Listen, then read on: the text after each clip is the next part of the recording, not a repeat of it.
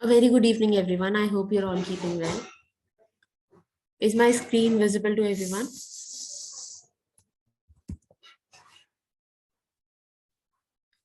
Okay, perfect. I am Ananya Mittal, Vice President of Singh JMI and your host for today. And it is with immense delight that I welcome you all to the first webinar session of this year, 2022, presented by Sync. Sync is an independent psychology society of Jamia Millia Islamia that aims towards destigmatizing social stigmas, promoting importance of mental health, and creating a safe environment for discussion. At the end of the day, we are just a group of friends striving to do something meaningful together. Before starting with the actual event, I have a few requests to make to the audience. Please turn on your cameras and switch off the microphone so that we can make the event as interactive and smooth as possible for all of us. Also, if you have any questions or comments to make, please feel free to put them in the chat box. Here on your screen, you can see a brief layout of how the webinar is going to be. The topics we're going to cover today is importance of psychology, meaning of mental health crisis, trauma, mind, body, dance, psychotherapy, textbook versus reality. Our guest speaker for the evening, Ms. Umeda Tulani, is a psychotherapist who has 3 years of multidisciplinary experience in fields ranging from psychotherapy, social work, counseling, all the way to teaching and psychoeducating people regarding mental health dysfunctions and problems. Ms. Sumedha ma'am has completed her master's in clinical psychology from Amity University, Noida, and is proficient in empathetic communication, psychoeducation, and therapeutic counseling revolving around issues like anxiety, depression, and other emotional and behavioral issues arising from dysfunctional relationships, family, and work setups. Coupled with an impressive background, Ms. Tulani has also taken many laudable and commendable initiatives. She teaches underprivileged, differently abled, and special adults with the help of psychotherapeutic interventions. Ma'am also conducts special education sessions for these adults at the Power Trust NGO and provides mental health services for anxiety, depression, self-esteem, relationship, and behavioral issues at her private practice, Mother Yourself First. We warmly welcome Ms. Sumedha Tilani to speak on the topic mental health conditions from a trauma-informed perspective. Ma'am, it's truly a pleasure having you here. It really means a lot to us. Thank you, Ananya. I am also excited and nervous at the same time. Thank you for such a warm welcome and the introduction, of course. So sorry to break the news, as Ananya mentioned, that it's going to be a webinar, but with me, it's not going to be a webinar. It's going to be an interactive session. I wanted to ask, is anyone has any difficulty understanding Hindi? Hindi, English, दोनों languages समझ आते सबको? Okay, so yes, webinar बोला गया है, but it's going to be like an Instagram live. I am just here to have conversation with you.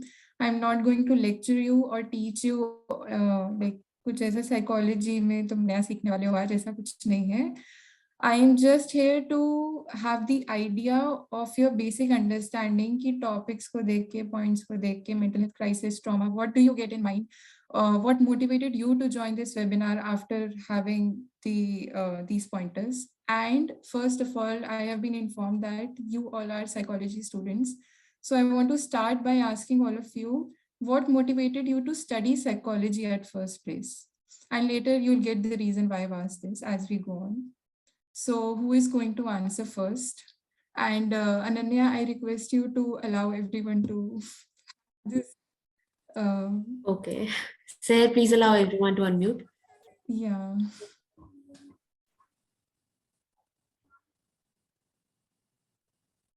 Yes.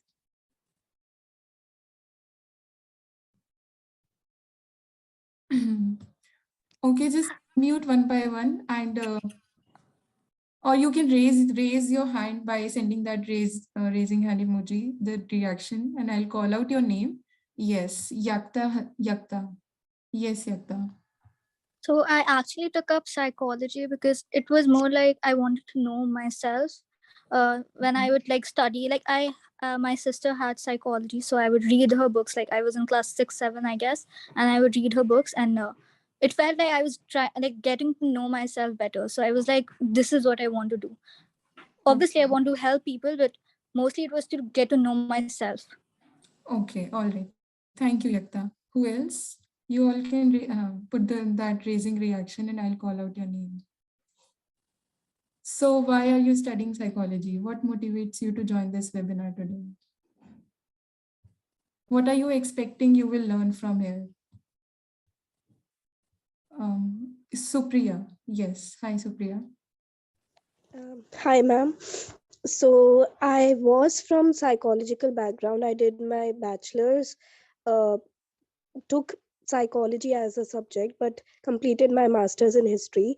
Right now, I'm working as a mental health specialist counselor in World Health Partners. Sorry, मेरा throat बिल्कुल खराब है अभी.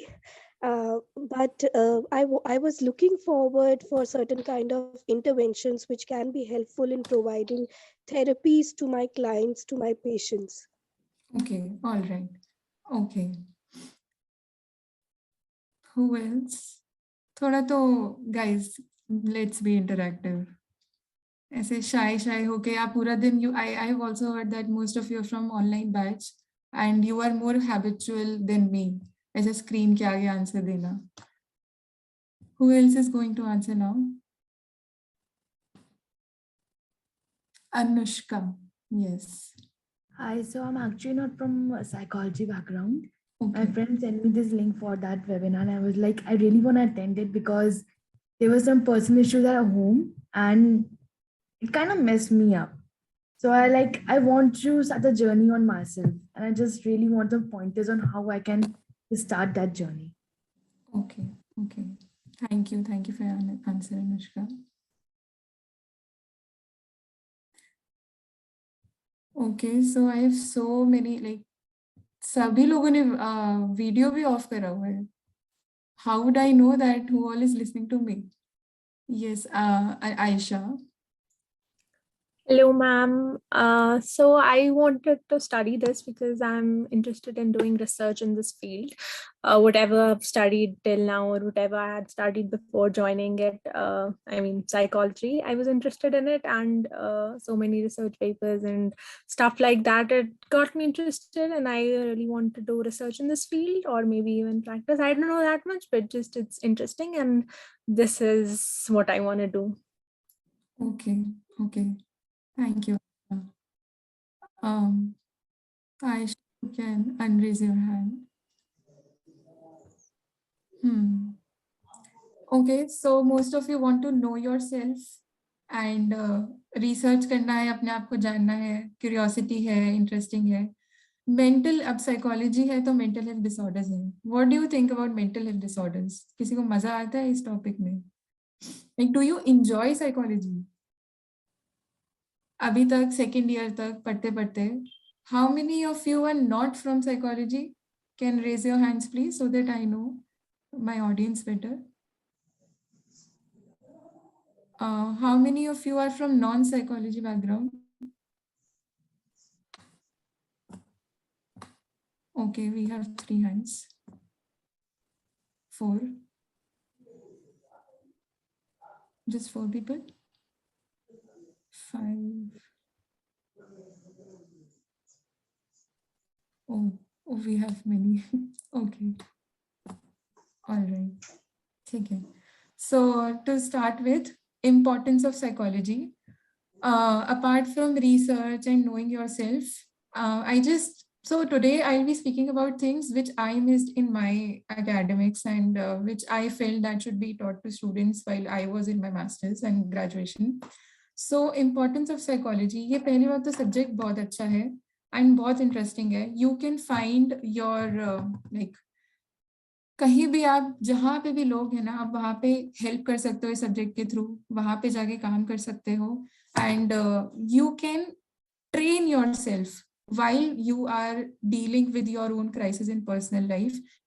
Internships का बहुत problem है and everything is paid and it's अभी mental health का जो भी कंडीशन है हमारे कंट्री में हमारे स्टेट में वहाँ पे कोई भी सब्जेक्ट को इम्पोर्टेंस नहीं देता है till now.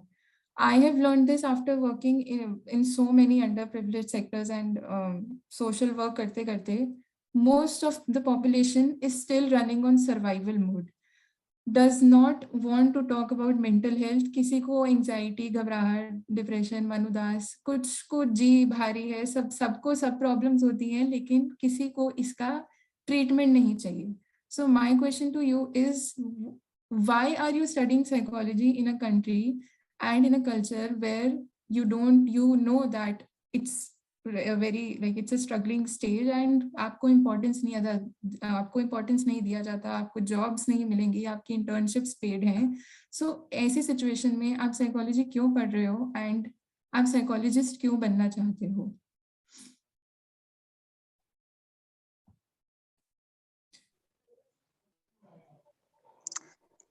Can I? Yes, who is speaking? I'm sorry. Who was going to answer? Kashika? Yes, ma'am. I. Okay, Ravi. Ravi. Yes. Okay. Hi, Yes. ma'am. Hi. Actually जब हम ये देखते हैं ना कि इंटर्नशिप पेड है और ये इस तरीके का बैकग्राउंड है और लोग एंजाइटी, लेकिन जैसे जैसे एजुकेशन लोगों के अंदर बढ़ रही है और लोग वाकई डिप्रेस्ड फील कर रहे हैं, फैमिली से दूर रह रहे हैं, रिलेशंस टूट रहे हैं, तो कहीं ना कहीं वे है ना अपना इंसानियत, अपने जो मानवीय गुण है, अपने ह्यूमन जो गुण है उनको देख रहे हैं, खुद को ढूंढ पा रहे हैं. तो हम ये देखते हैं ना मैम, साधु संत जो भी होते हैं, मौलवी वगैरह जो भी होते हैं, अब लोग उनकी जाकर के शरण लेते हैं जो साइंटिफिक नहीं होते हैं, लेकिन वो बताते हैं कि लाइफ में ये करो, लाइफ में वो करो, लाइफ ऐसा है. देखते हैं ना कि हम सत्संग में कितने सारे लोग जाते हैं, तो मतलब ये तो नहीं कह सकते ना कि लोगों को जरूरत नहीं है कि वो डिप्रेस हैं या एंजाइटी में है. वो साधुओं के पास जाकर के उनके सत्संग सुन रहे हैं, उनके प्रवचन सुन रहे हैं. ऑनलाइन आप देख रहे हो गुरु Gopal Das and millions of मतलब जो गुरुज हैं, जो संत हैं, उनसे लोग जाकर के कांटेक्ट हो रहे हैं. तो कहीं ना कहीं ये जो spirituality and psychology is related to each other. And लोग हम देखते हैं ना कि भारत देश भले ही इस तरीके की चीजें न करता हो, लेकिन मंदिरों में, मस्जिदों में कितने सारे लोग जाते हैं, ताले लग जाते हैं, मतलब तो कितनी बड़ी इसमें आपका क्या रोल है? आई एम आस्किंग कि after knowing all the limitations and after having awareness of all the problems that our mental health industry is dealing in our country, what motivates you to become a psychologist at first place? हमारी प्रेरणा ये है कि हम मंदिरों की जगह हम लोगों को ये बता सकते हैं कि किस तरीके की सॉल्यूशंस होने चाहिए, क्या हो सकता है कि डिप्रेशन से किस तरीके से बाहर आ सकते हैं, मेंटल हेल्थ क्यों जरूरी है, हमारा ब्रेन के इतना महत्वपूर्ण क्यों है हमारे लिए पूरे बॉडी पार्ट में, है ना. तो हम अपने ब्रेन को किस तरीके से स्ट्रांग बना सकते हैं, एक पावरफुल, हम अपनी बॉडी को पावरफुल बनाते हैं, हैंड्स, लेग्स, जिम्स करते हैं. ब्रेन की तो जिम नहीं करते ना, तो ब्रेन की जिम भी होनी चाहिए. तो psychologist is a gym actually. Brain के जो ट्रेनर है वो हम साइकोलॉजिस्ट है और हमको ये सब करना चाहिए. Thank you. बहुत अच्छा आंसर था, because brain gym is also a technique we use with children.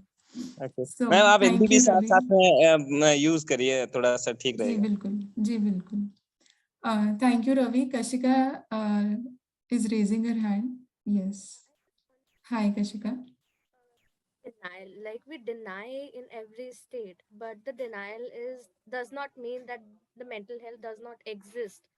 So maybe there is a lack of mental awareness for now, but this exists, that there are mental problems and there are issues with our selves which we face day to day life. Maybe the way of tackling them may be different and we might not need help, but in future, as people are educating themselves and literacy rate is coming, maybe in future the mental health awareness will be more than the present, as we can also see that it is already more than what was in the past. So I think it's growing, this field is growing, and the mental health is increasing day by day, the mental health awareness. Thank you, Kashika. So okay. Ariba will yes. Hi. I think during such trying times like these, COVID-19, ever since it has come, I think a lot of people have understood and are still understanding that mental health is a topic that needs to be addressed, and a lot of people are encountering a lot of problems as well. So, I mean, I remember there was a phase when many addresses of therapies were being shared. on social media. So I think, yeah, I think awareness is, the topic is being addressed. Okay, so my question was not about how psychology is not appreciated. My question is, even after knowing the shortcomings, why to become a psychologist? What difference can you bring after studying It's, psychology? I think it's a very fulfilling uh, job. I think, I mean, I'll feel that I've helped someone. I've brought change into someone's life, and that's, I think, more than enough. Okay, perfect answer. Thank you, Ariba. Supriya, you may go. Yeah, so I wanted to state one thing, that being a psychologist, you just not address mental health issues. You can go beyond them as well. Like whenever I take up clients, basically women who do not state in one instance that they are having certain sort of mental health issues, but they state certain kind of gender based violence, and वो gender based violence होते होते के साथ साथ you get to know that their mental health is eventually affected because of that. So being a psychologist, you can go into most of the directions or most of the aspects or most of the relatable stuff. So I think it's a great job. Challenges are there, but we can go beyond what mental health is. It can be correlated with other terms and other aspects as well. Yes, absolutely. As Ariba said, that it's fulfilling. Yes. Atta, if I've mispronounced, okay. Okay. So coming back to the question कि हमें psychology क्यों पढ़ना चाहिए at first place, and इस question को लाने का एक purpose ये है because you guys are just in the beginning state, अभी second year ही हुआ है, and even for the people who are not from psychology background, have interest and want to pursue their career, ये बहुत ही flexible discipline है. First of all, even I joined psychology in my masters, for you to be surprised. मैंने graduation में philosophy पढ़ा था, and तो ये बहुत flexible subject है. इस subject को सिर्फ career के लिए नहीं, personal life के लिए and लोगों की help करने के लिए हम पढ़ सकते हैं. At the same time, it allows you to pursue your hobbies as well. For example, psychology is associated in corporate departments. It is associated with dance, music, expressive arts.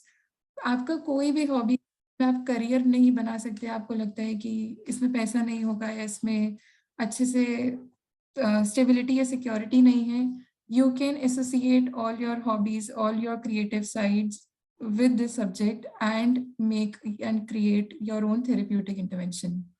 Now, coming to did anyone raise their hands? Okay. Also, guys, if you think I am not making sense at any point, please put it in the chat box. I'll be reading the messages simultaneously. Now, coming back to the importance of psychology.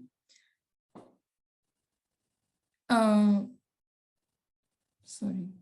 Yes, sorry for the distraction. Yes, so coming back to the point कि इस field को हमारी country में बहुत ज़्यादा सबसे ज़्यादा ज़रूरत है. My point is that the more it is devalued and unvalued, the more it is needed. And we at work, I'm sorry. Yes. इसकी नीड जितनी ज़्यादा है उतनी ज़्यादा इसकी वैल्यू कम है. सो हम इस सब्जेक्ट से जितना ज़्यादा हम guys, can I just rejoin again? There's something wrong in my laptop. Sure, ma'am. Sorry for the disruption. No problem.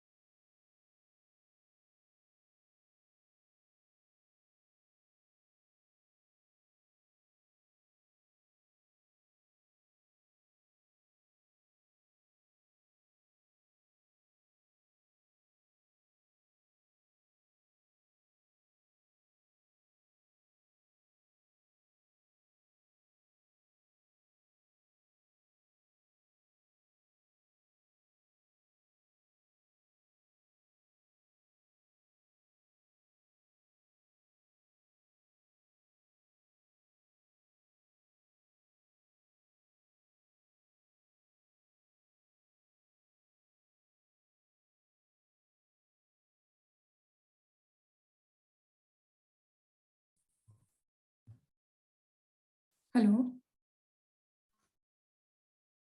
Hello, Hello. ma'am. Hi. Oh my God, I was speaking past 2-3 minutes. My mic was off. It's okay, ma'am. Okay, I'm really sorry for all these interruptions and delays. So why I wanted to talk about the importance of psychology is I wanted you guys to realize the essence कि आप जिस subject को पढ़ रहे हैं उसका महत्व आपके पर्सनल लाइफ में सबसे ज़्यादा है एंड उस सब्जेक्ट की नॉलेज को अप्लाई करने के लिए आप सबसे पहले अपने पर्सनल या अपने आसपास रिलेटिव्स फैमिलीज सब जगह पे ट्राई कर सकते हैं rather than running for internships. Technically, yes, you want the internship experience and the certifications for your credibility, but at the same time, I urge you guys to use this subject to help as many people in your family, in your like अपने घरों में. वो बोलते हैं ना charity begins at home. So एक अच्छा therapist आप तभी बन पाएंगे जब आप अपने घर के इस सिचुएशंस, अपने पर्सनल सिचुएशंस को सॉल्व कर पाएंगे. Because we will be going to talk about trauma and आप ट्रॉमा के बारे में कैसे बात कर सकते हैं जब तक आप अपने प्रॉब्लम्स को एंड अपने पेन को रेगुलेट करना नहीं सीख रहे या अपनी सिचुएशन से नहीं उठ पा रहे हैं. बिकॉज अगर अच्छा थेरेपिस्ट, साइकोलॉजिस्ट, रिसर्चर बनना है, यहाँ पे एक स्किल भी सीखना होगा हमें कि we have to mentally and emotionally learn to put that boundary कि यहाँ पे मेरा काम खत्म होता है और मेरी पर्सनल लाइफ शुरू होती है. ये कुछ प्रैक्टिकल पॉइंटर्स होते हैं या प्रैक्टिकल होती हैं to become a better psychologist और थेरेपिस्ट जो एकेडमिक्स में नहीं सिखाया जाएगा. Now coming back to mental health disorders, what is your understanding of mental health disorders?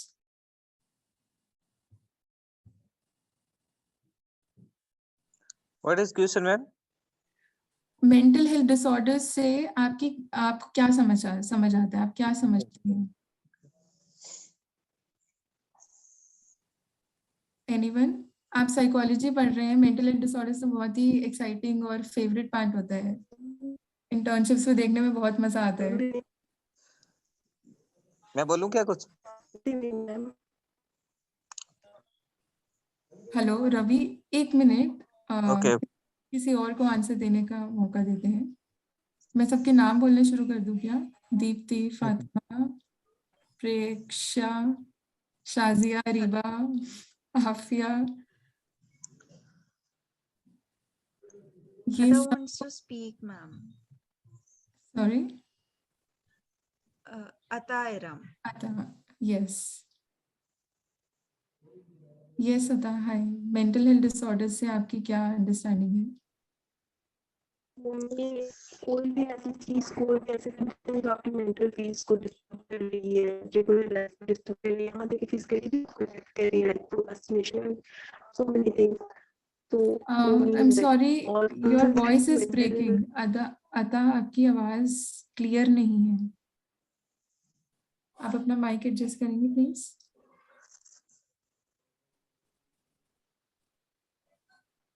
Hello. Okay, Ananya, you were speaking something before. No, ma'am, I wasn't. Preksha, were you? Okay. So initially इस webinar का नाम mental health disorder रखा गया था, but we discussed and changed it into mental health conditions. Now coming to the main topic, mental health disorders. पहली बात तो ये बहुत ही एक लेबलिंग वर्ड होता है डिसऑर्डर, अगर हम किसी को उस नाम से, उस प्रॉब्लम से पुकारें. अगर आप किसी की भी लाइफ देखें अपने आसपास, इंटर्नशिप्स में देखें या even you can reflect in your personal life, neighbours में, आप सब लोग आई एम श्योर किसी ना किसी की स्टोरी जानते होंगे जो, या सुनते आए होंगे अपनी फैमिली मेंबर्स में इस वोकैबुलरी में कि अब तो वो पागल हो गया है, या पता नहीं वो बहुत जिद्दी है, बदतमीज है, तमीज से बात नहीं करता है, नशे करने लग गया है. ये सारी बहुत नॉर्मल वोकैबुलरी है. आप कहीं भी गवर्नमेंट हॉस्पिटल में इंटर्नशिप करेंगे आपको ये इजीली सुनने को मिलेगा कि मारता पीटता है सबको. तो यहाँ पे ADHD नाम का डिसऑर्डर आ जाता है. जिद्दी है, बदतमीज है, सब्सटेंस अब्यूज आ गया है, सब्सटेंस अब्यूज डिसऑर्डर्स आ गए हैं, एंड पागलों की तरह बात करती है, तमीज नहीं है। यहाँ पे histrionic, border line and Paranoia, पता नहीं सारी पर्सनालिटी डिसऑर्डर्स एंड मेंटल ये साइकोटिक डिसऑर्डर्स आ सकते हैं। स्किज़ोफ्रेनिया में भी पागलों की तरह बात करता है, बहका हुआ है। यही सारी टर्म्स हैं जो आप अपने इंटर्नशिप्स में, ट्रेनिंग आगे जाके सबसे ज्यादा सुनने वाले हैं, क्योंकि लोगों को अवेयरनेस नहीं है। सो इससे मेरा पॉइंट ये है कि मेंटल हेल्थ डिसऑर्डर जिसको हम किताब में सिम्टम्स बना के लिख देते हैं ना, DSM और ICD में, ये सारी बहुत ही नॉर्मल बिहेवियरल कंडीशंस हैं जो लोग अपनी डेली लाइफ में गो थ्रू करते हैं। So even if you are going to be a clinical psychologist, या आप आगे जाके इस प्रोफेशन में जहाँ भी डिसऑर्डर्स में स्पेशलाइजेशन लेंगे, प्लीज इसको इस तरीके से भी देखिएगा कि सामने वाले की स्टोरी क्या है। इवन दो हम हिस्ट्री लेते हैं फर्स्ट सेशन में, बट उसमें उसके पीछे का जो फीलिंग और इमोशन वाला पार्ट होता है ना, वो डिस्काउंट हो जाता है, एंड उसका जितना भी डेटा कलेक्शन वाला पार्ट होता है, हम उस पर फोकस करते हैं even while taking history. So mental health disorders नहीं, कंडीशंस होनी चाहिए फर्स्ट ऑफ ऑल, क्योंकि हर मेंटल हेल्थ कंडीशन किसी ना किसी चाइल्डहुड ट्रॉमा से अराइज होती है। am I making sense to everyone? किसी को कुछ ऐड ऑन करना है मेंटल हेल्थ कंडीशन या डिसऑर्डर, कुछ difference? Agree, disagree? Yes, ma'am. I've seen it in my place only. A friend of mine was suffering from depression. Wait, मेरी आवाज दोबारा आ रही है? नहीं, अब बोलिए, बिल्कुल सही आ रही है। Okay, so yeah, so a friend of mine was suffering from depression, and my family was like, why is she like, she's very well off, what she doesn't have, like, why is she so sad all the time, why is she like that? Like in their perception, it will like there should be something, you know, lacking, ki, okay, you don't have this, something tangible to justify that congestion. So I agree. Okay, thank you for sharing. So do you know that person? Yeah, Do you know that person? she's a best friend. Okay, so is she diagnosed with something? Yeah, she was diagnosed with depression, and now she has bipolar personality. Okay. Borderline, sorry, borderline. Okay, border line and depression. So border line में usually बोला जाता है reckless sexual behaviour. अगर आप DSM and ICD पढ़ें, border line is all about reckless sexual behaviour या फिर impulsivity, and उनके रिलेशनशिप्स ठीक नहीं बनते हैं, पैटर्न होता है, एंड मूडी होते हैं, ये सब चीजें बोली जाती हैं। सो क्या हम मूडी नहीं होते, या हमारे सारे रिलेशनशिप्स अच्छे चल रहे हैं? We are not borderline, at least we are not diagnosed with it. हमारे ब्रेकअप्स नहीं हुए कभी, या हमें इम्पल्सिव करने का कभी कुछ मन नहीं करता है। सो जितनी भी चीजें इन डिसऑर्डर्स बोली जाती हैं, ये बहुत नॉर्मल चीजें हैं, बहुत नॉर्मल बिहेवियर्स हैं, बस ये थोड़ी सी एक्सेस वे में हो जाते हैं, एंड इनको कोई समझता नहीं है। Now coming to trauma informed, क्या होता है ये ट्रॉमा इन्फॉर्म्ड? जब भी हम इस डिसऑर्डर को समझने की कोशिश करते हैं, जब भी हम इस डिसऑर्डर, किसी भी इस क्लिनिकल डिसऑर्डर को या किसी भी क्लिनिकल कंडीशन को समझने की कोशिश करते हैं, we go by matching the symptoms, by labelling the behaviour, by seeing कि वो कितना डिसफंक्शनल हो रहा है। वो 4 Ds ऑफ डिसऑर्डर होते हैं ना, कभी पढ़ा है क्लास में? It is deviated from normal behaviour, it creates dysfunction, and it creates stress and danger. Yes, so हम इन्हीं 4 शब्दों में उस डिसऑर्डर को, उसके सिम्टम्स को बीच में हम इसी में खो जाते हैं, but we don't give attention to the idea कि उस इंसान को अपनी बॉडी में कैसा फील हो रहा है जब वो इम्पल्सिव हो रहा है, उस इंसान को अपनी बॉडी में, अपने मन में कैसा फील हो रहा है जब वो बहुत ज्यादा लो है कि उसको बिस्तर से उठने का मन नहीं कर रहा है, उसको कैसा फील हो रहा होगा जब उसको एकदम गुस्सा आ रहा है एंड उसने सब फेंक दिया और सारा अपना रूम खराब कर दिया, एंड उसके बाद वो इंस्टेंट गिल्ट में जा रहा है, एंड उसको शांत करने के लिए वो सब्सटेंस कर रहा है, वो सिगरेट पी रहा है, मालफूक से सब हो रहा है। सो ट्रॉमा इन्फॉर्म में हम ये करते हैं कि हम किसी भी मेंटल हेल्थ कंडीशन को उसके इमोशनल और फीलिंग एस्पेक्ट से समझने की कोशिश करते हैं, ऐसे नहीं जैसे बुक्स में सिखाते हैं, बट एम्पैथी और कंपैशन के थ्रू, कि सामने वाला इंसान जब उस एपिसोडिक फेज में एक्सपीरियंस में था, उसको अपनी बॉडी में कैसा लगा एंड क्या वो उसको कंट्रोल कर पा रहा था, बिकॉज ऑब्वियसली सो एक क्वेश्चन सबके लिए, have you all B red any disorder, या कोई भी एक डिसऑर्डर जो आपको बहुत इंटरेस्टिंग लगा हो पढ़ने में, या बस सुना हो और आपको और जानना हो?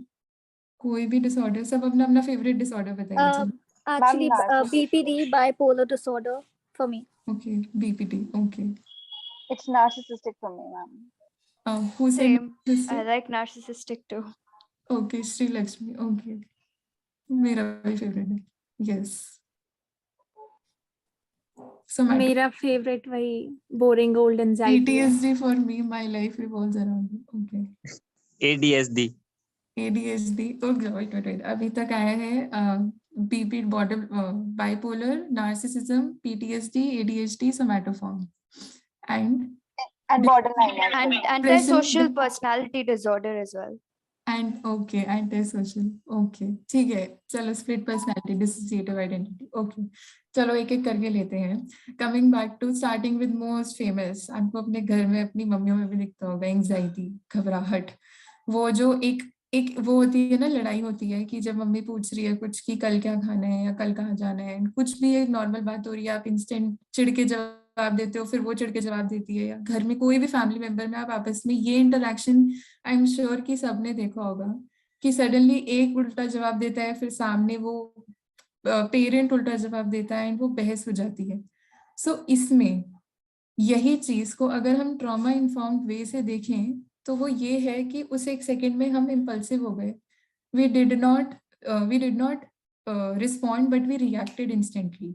एंड हमने रिएक्ट क्यों किया था? क्योंकि हमारी बॉडी एकदम ऐसा हाइपर मोड में थी कि क्या है, आपको ऐसे क्यों बोलते हो। ये आई थिंक सबने अपने घरों में देखा होगा, आई एम श्योर। मैं आउट ऑफ सिलेबस या आउट ऑफ कंटेक्स्ट तो नहीं बोल रही ना, I think everyone can relate to it, कि हम अपने भाई बहन से या मम्मी पापा से या किसी से तो चिढ़ के अपने दोस्तों से इंस्टेंटली बात कर देते हैं। Yes, ma'am. वो इंस्टेंटली चिढ़ के बात करते हैं, डिस्प्यूट होता है, मिसअंडरस्टैंडिंग होता है, कन्फ्लिक्ट होता है। वो क्यों होता है? क्योंकि हमारी बॉडी से हम खुद नॉर्मल इंसान डिसऑर्डर से डायग्नोस नहीं है, हम उस सेकंड अपनी बॉडी से डिसोसिएटेड होते हैं। हम अपने जो ब्रेन होता है ना, ब्रेन का जो भी सोच के समझने और आंसर करने का जो एक कैपेबिलिटी होती है हमारी, वो हमारी fore brain pre frontal cortex handle करते हैं, ये वाला पार्ट। लेकिन जब हम ऐसे इम्पल्सिव होके आंसर करते हैं, हम अपने फ्रंटल लोब हमारा सोच के समझ के आंसर करने की स्किल को मैनेज करता है। एंड जो इम्पल्सिव होके हम चिढ़ के आंसर करते हैं, we are functioning from our hind brain, वो जो ब्रेन स्टेम होता है, पॉन्स, मेडुला, वो वाला सारा एरिया। सो एवरी टाइम, और सामने वाला भी चिढ़ के बोल रहे हैं, हम भी चिढ़ के बोल रहे हैं, हम दोनों के नर्वस सिस्टम हाइपर विजिलेंट है, तो लड़ाई तो होगी। किसी ने विक्टर फ्रैंकल का वो कोट सुना है, between every stimulus and response there is a gap and we have that opportunity, ऐसा करके कुछ है। Between every stimulus and response, there is a space, and in that space we have that opportunity to decide how to respond. So वो space ना हमें पता ही नहीं कि exist करता है। सबसे पहले तो क्यों? क्योंकि we are always running on this roller coaster जो हमारा nervous system चलाता है। जब भी हम किसी डिसऑर्डर को ट्रॉमा इन्फॉर्म्ड वे में पढ़ेंगे, नाउ स्टार्टिंग विद, फिर सबसे पहले क्या बोला था, bipolar disorder. Bipolar disorder is divided into mania and depression. Mania क्या है? बहुत एक्साइटेड, इलेटेड, तो वो तो हम भी होते हैं जब हमारा रिजल्ट आ रहा होता है या हम डेट पे जा रहे होते हैं, मतलब एक्साइटेड और इलेटेड होने में कोई प्रॉब्लम नहीं है। तो उसको डिसऑर्डर क्यों बोला है? वो इसलिए बोला है क्योंकि उस एक्साइटमेंट और इलेशन में वो पर्टिकुलर इंसान अपने नर्वस सिस्टम, अपने ब्रेन बॉडी कनेक्शन से अवेयर नहीं होता है। वो अपनी इम्पल्सिविटी पे एक्ट कर रहा होता है क्योंकि उसको सिखाया नहीं जाता है, उसने सीखा नहीं होता है कि इसको कैसे करना है, इसको कैसे समझना है।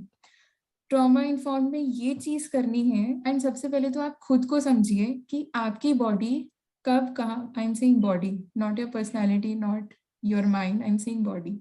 हमारी बॉडीज कब और कहाँ कैसे रिएक्ट करती हैं, कैसी सिचुएशन में। हमने जब चिढ़ के बोल दिया, उल्टा जवाब दे दिया, तो हमारी हार्ट बीट कैसी थी, हमारा टेम्परेचर कैसा था बॉडी का, हम गर्म हो रहे थे क्या, हमें कैसा फीलिंग हो रहा था, हम नर्वस थे, हम एंग्री थे, हम किसी और बात से स्ट्रेस थे और उस इंसान पे गुस्सा निकल गया।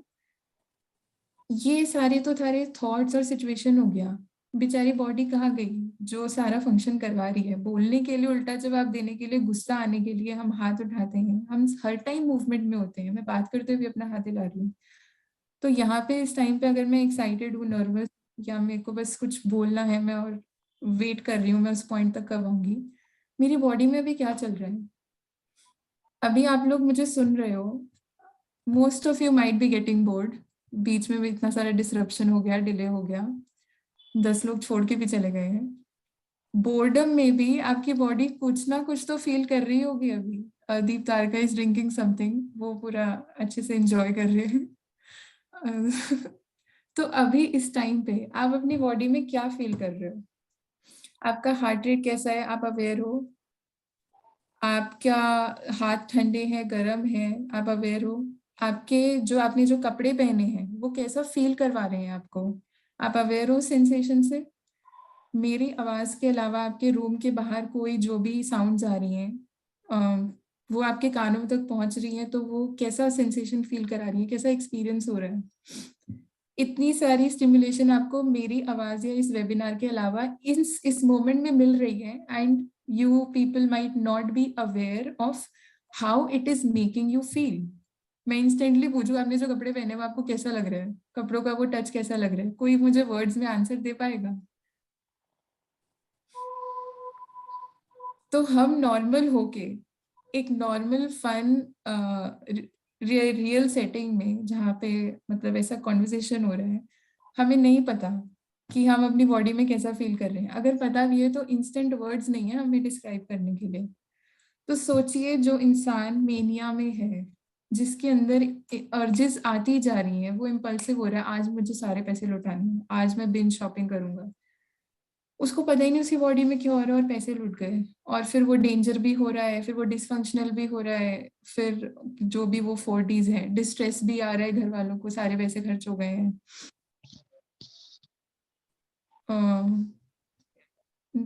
किसी को बोलने हैं क्या कुछ? okay. अब यही चीज narcissistic why do like narcissistic, जिन्होंने नार्सिसिस्टिक बोला है, श्री लक्ष्मी?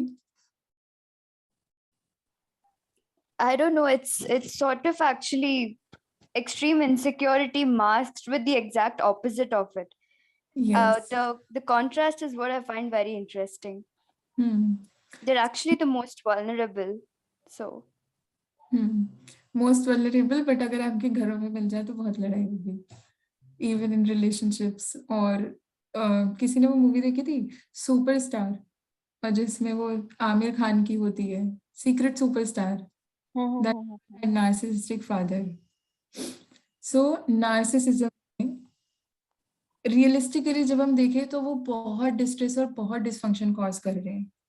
बट यही अगर हम ट्रॉमा इन्फॉर्म देखें तो हमें देखना पड़ेगा कि वो at first place they are the most suppressed, most dominated individuals. मतलब जब वो बच्चे थे they were dominated and suppressed, या उन पे किसी ने अथॉरिटी दिखाया होगा, या उनका किसी ने बहुत मजाक उड़ाया होगा या बुली किया होगा उनको, कि दे मतलब that is their coping mechanism. So जितने भी मेंटल हेल्थ कंडीशंस होती है ना, वो सारे डिसऑर्डर्स नहीं, कोपिंग मैकेनिज्म्स होते हैं। ट्रॉमा इन्फॉर्म पर्सपेक्टिव ये सिखाता है कि हम मेंटल हेल्थ डिसऑर्डर को एज अ प्रॉब्लम नहीं देख रहे हैं, हम मेंटल हेल्थ कंडीशन को एज अ कोपिंग मैकेनिज्म देख रहे हैं। Am I making sense to you? So narcissism में फॉर एग्जाम्पल वो सीक्रेट सुपरस्टार का ही ले लेते हैं, या फिर वो कौन सी थी, रणबीर सिंह की मूवी थी जिसमें वो रैपर होता है, वो अपना टाइम आएगा वाली Gully Boy. हाँ गली boy have you watch that movie? उसमें भी उसमें भी उसका फादर बहुत अब्यूजिव होता है, अपनी वाइफ को मारता है, एंड उस पे भी बहुत अथॉरिटेटिव होता है। एंड वहां पे तो कुछ वो जितनी छोटी जगह में रहते हैं उनको कोई स्पेस नहीं है किसी के लिए। सो ऐसे में इंसान ने सर्टेन इवेंट्स में अपनी लाइफ के जब बहुत ही बड़ा इमोशनल एक्सपीरियंस गो थ्रू करा है, and they were incapable of understanding what is going on with me child. Now coming to depression के लिए मुझे कोई मूवी या कोई रेफरेंस नहीं याद आ रहा, बट अ लेडी और अ पर्सन, कितनी सारी हाउसवाइफ्स इंडियन फीमेल्स इतना, इफ यू फाइंड आउट कि हमारा मन तो लगता नहीं, हम बस घर में काम करते हैं, हमें पता ही हम नहीं करेंगे तो कौन करेगा, ऐसे ऐसे वो लोग बोलते हैं, एंड मजबूरी में करने हैं, काम नहीं करेंगे तो कमाएंगे कैसे। सब लोग कभी ना कभी डिप्रेशन में जाते हैं। सो कोई भी डिप्रेस्ड इंसान सो के उठ के चूज तो नहीं करेगा अरे आज मैं बहुत सैड होने वाला हूँ, ऐसा कोई डिसाइड नहीं करता है। सो उसकी लाइफ में कभी कुछ हुआ होगा बचपन में, if not a that big whatever. So मुझे एक क्वेश्चन आया था from Ada, that question was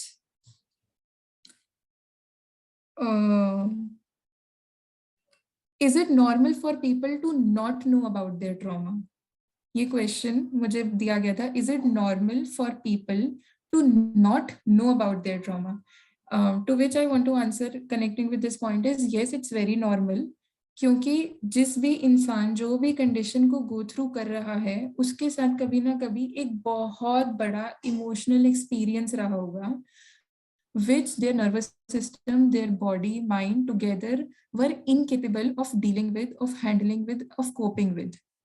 And it turned into some behavior जो बहुत problematic हो गया, and later वो behavior बार बार होके वो coping mechanism ही बन गया, उनकी personality बन गई, and now वो सब क्या है, mental health disorders हैं हमारे।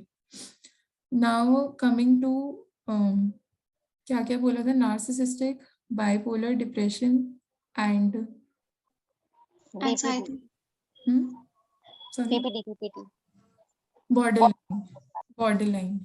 बॉर्डरलाइन में बोला जाता है कि आपके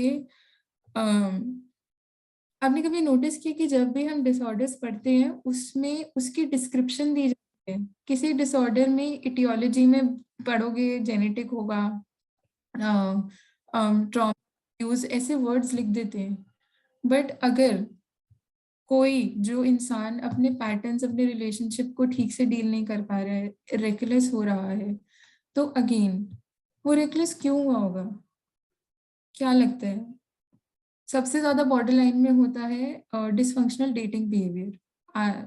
जितना हम बॉर्डर लाइन पढ़ते हैं, समझते हैं, इम्पल्सिविटी, सेल्फ हार्म भी बहुत होता है बॉर्डर लाइन में। तो ये सब क्यों हो रहा है, वो क्यों कर रहे हैं? कोई भी कंडीशन में डिसाइड तो नहीं करते हैं कि अच्छा आज मैं बहुत ज्यादा नशे करूंगा, आज मैं अपने आप को मारूंगा, काटूंगा, ऐसा कोई नहीं होता है, कोई डिसाइड नहीं करता है। इवन जो क्रिमिनल्स हैं, जो बड़े बड़े क्राइम्स करते हैं कि आज मैं जाके, मतलब कोई भी बच्चा सोच के ये तो नहीं बड़ा होता है कि मैं क्रिमिनल बनूंगा एक दिन। तो क्यों होता है ये बिहेवियर, कैसे डेवलप होता है? ऐसे कि कमिंग बैक टू ट्रॉमा, जब फर्स्ट टाइम उनकी लाइफ में कुछ भी इवेंट हुआ हो, B it and sexual abuse तो बहुत ही हम कंसिडर करेंगे, या फिर डोमेस्टिक वायलेंस हो गया, या पेरेंट्स ने मारा, या फिर कुछ क्या बोलते हैं, इवन माइग्रेशन की, घर से निकाल दिया गया, अपना सारा आइडेंटिटी घर छोड़ के, अपना रूट छोड़ के कहीं और रहने आए हैं, या फिर पेरेंट्स सेपरेट हो रहे हैं, ये तो बड़ी बड़ी चीजें हो गई। जितने भी जो वन टाइम ह्यूज इवेंट्स होते हैं ना, उनको हम बिग टी ट्रॉमा कहते हैं। बिग टी ट्रॉमा, ट्रॉमा में भी बहुत कैटेगरीज होती हैं। सो एक ये बिग टी ट्रॉमा हो गया, यस, बिग टी ट्रॉमा, जो वन टाइम इवेंट होता है, बार बार रेकर नहीं करता है, बहुत इम्पैक्टफुल होता है। नेक्स्ट होता है लिटिल टी ट्रॉमा। जो रोजाना घर में हमने अपनी कंडीशनिंग, अपनी अपब्रिंगिंग, अपने कल्चर में या तो अपने घरों में देखा है या दूसरों को ऑब्जर्व करा है।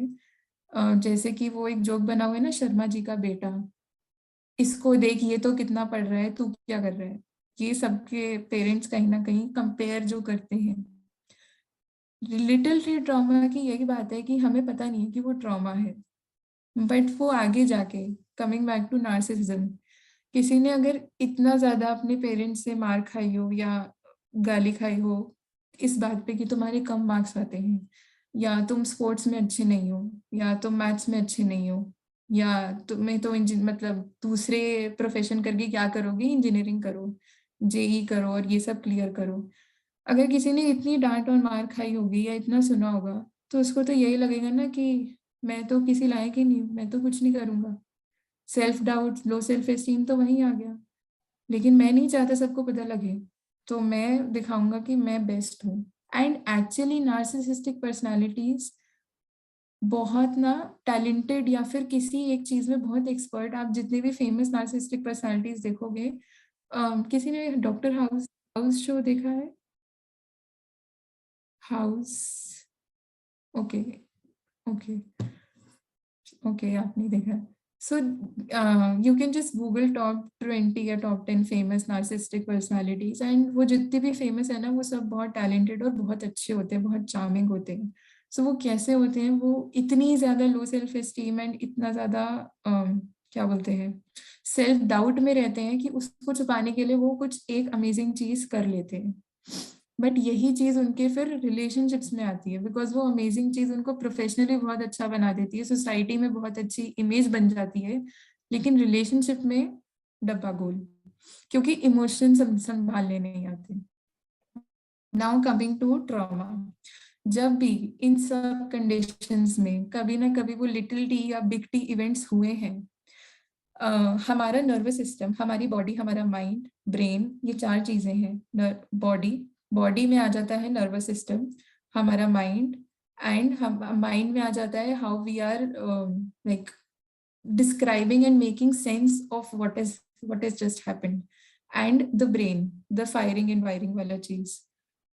वी वर नॉट केपेबल, या फिर ये इतना वो नहीं थे, स्ट्रॉन्ग नहीं थे कि वो एक बड़े से डिसफंक्शनल और स्ट्रेसफुल इमोशनल एक्सपीरियंस को कंटेन कर सकें। फॉर एग्जाम्पल, अगर मैं 7 साल की हूँ एंड मेरे साथ चाइल्ड सेक्स अब्यूज हुआ है, या मुझे मम्मी या पापा ने मारा है, तो क्या मेरे पास लैंग्वेज थी समझने के लिए कि मेरे साथ क्या हुआ है? बोला जाता है ना, बच्चों को सेक्स एजुकेशन देते हैं कि अपने पेरेंट्स को जाके बताओ यहाँ टच हो रहा है, वहाँ टच हो रहा है, गुड टच बैड टच सिखाते हैं, वो सब ठीक है, हमने बता दिया। बट क्या हम बच्चे को इमोशनल वोकैबुलरी देते हैं बताने के लिए कि मुझे कैसा फील हो रहा था उस टाइम? गंदा लगा, हर बच्चा जिसके साथ अब्यूज हुआ वो यही बोलता है, गंदा लगा। गंदा लगा क्या? उसको डिस्क्राइब कैसे करें? बॉडी में कैसा फील हुआ, माइंड में कैसा फील हुआ, इमोशनल एक्सपीरियंस क्या था? सो उस बच्चे के पास लैंग्वेज नहीं थी। क्या उसके पास इतनी स्ट्रेंथ या इतनी कुछ वो थी, क्या बोलते कैपेबिलिटी, कि वो उस जगह से एस्केप कर पाए? एंड किया तो उसने कितना डिस्ट्रक्शन या कितना डिसफंक्शन गो थ्रू किया होगा, कितनी प्रॉब्लम में होगा? क्या उस बच्चे के पास कोई सेफ केयर गिवर या कोई पेरेंट या कोई फ्रेंड कोई था जिससे वो अपनी टूटी फूटी भाषा में ही बोल पाए? सो कुछ भी नहीं था, लैक ऑफ रिसोर्सेज, और नर्वस सिस्टम भी ठीक से नहीं बना कि वो खुद का इमोशन रेगुलेट कर पाए। हम सिखाते हैं ना mindful techniques, regulate your emotions, ये फैंसी वर्ड्स तो हर कोई बोलता है, बट क्या होता है रेगुलेट? नहीं पता है। मतलब हमें गुस्सा आता तो हम या तो मतलब मुझे गुस्सा आता है तो मैं तो बहुत चिढ़ के उल्टा जवाब दे देती हूँ घर में, लेकिन आई थिंक सब लोग कभी ना कभी जवाब तो देते ही होंगे। बहुत फेमस टर्म है डिस्क्राइब करने के लिए यूथ बिहेवियर।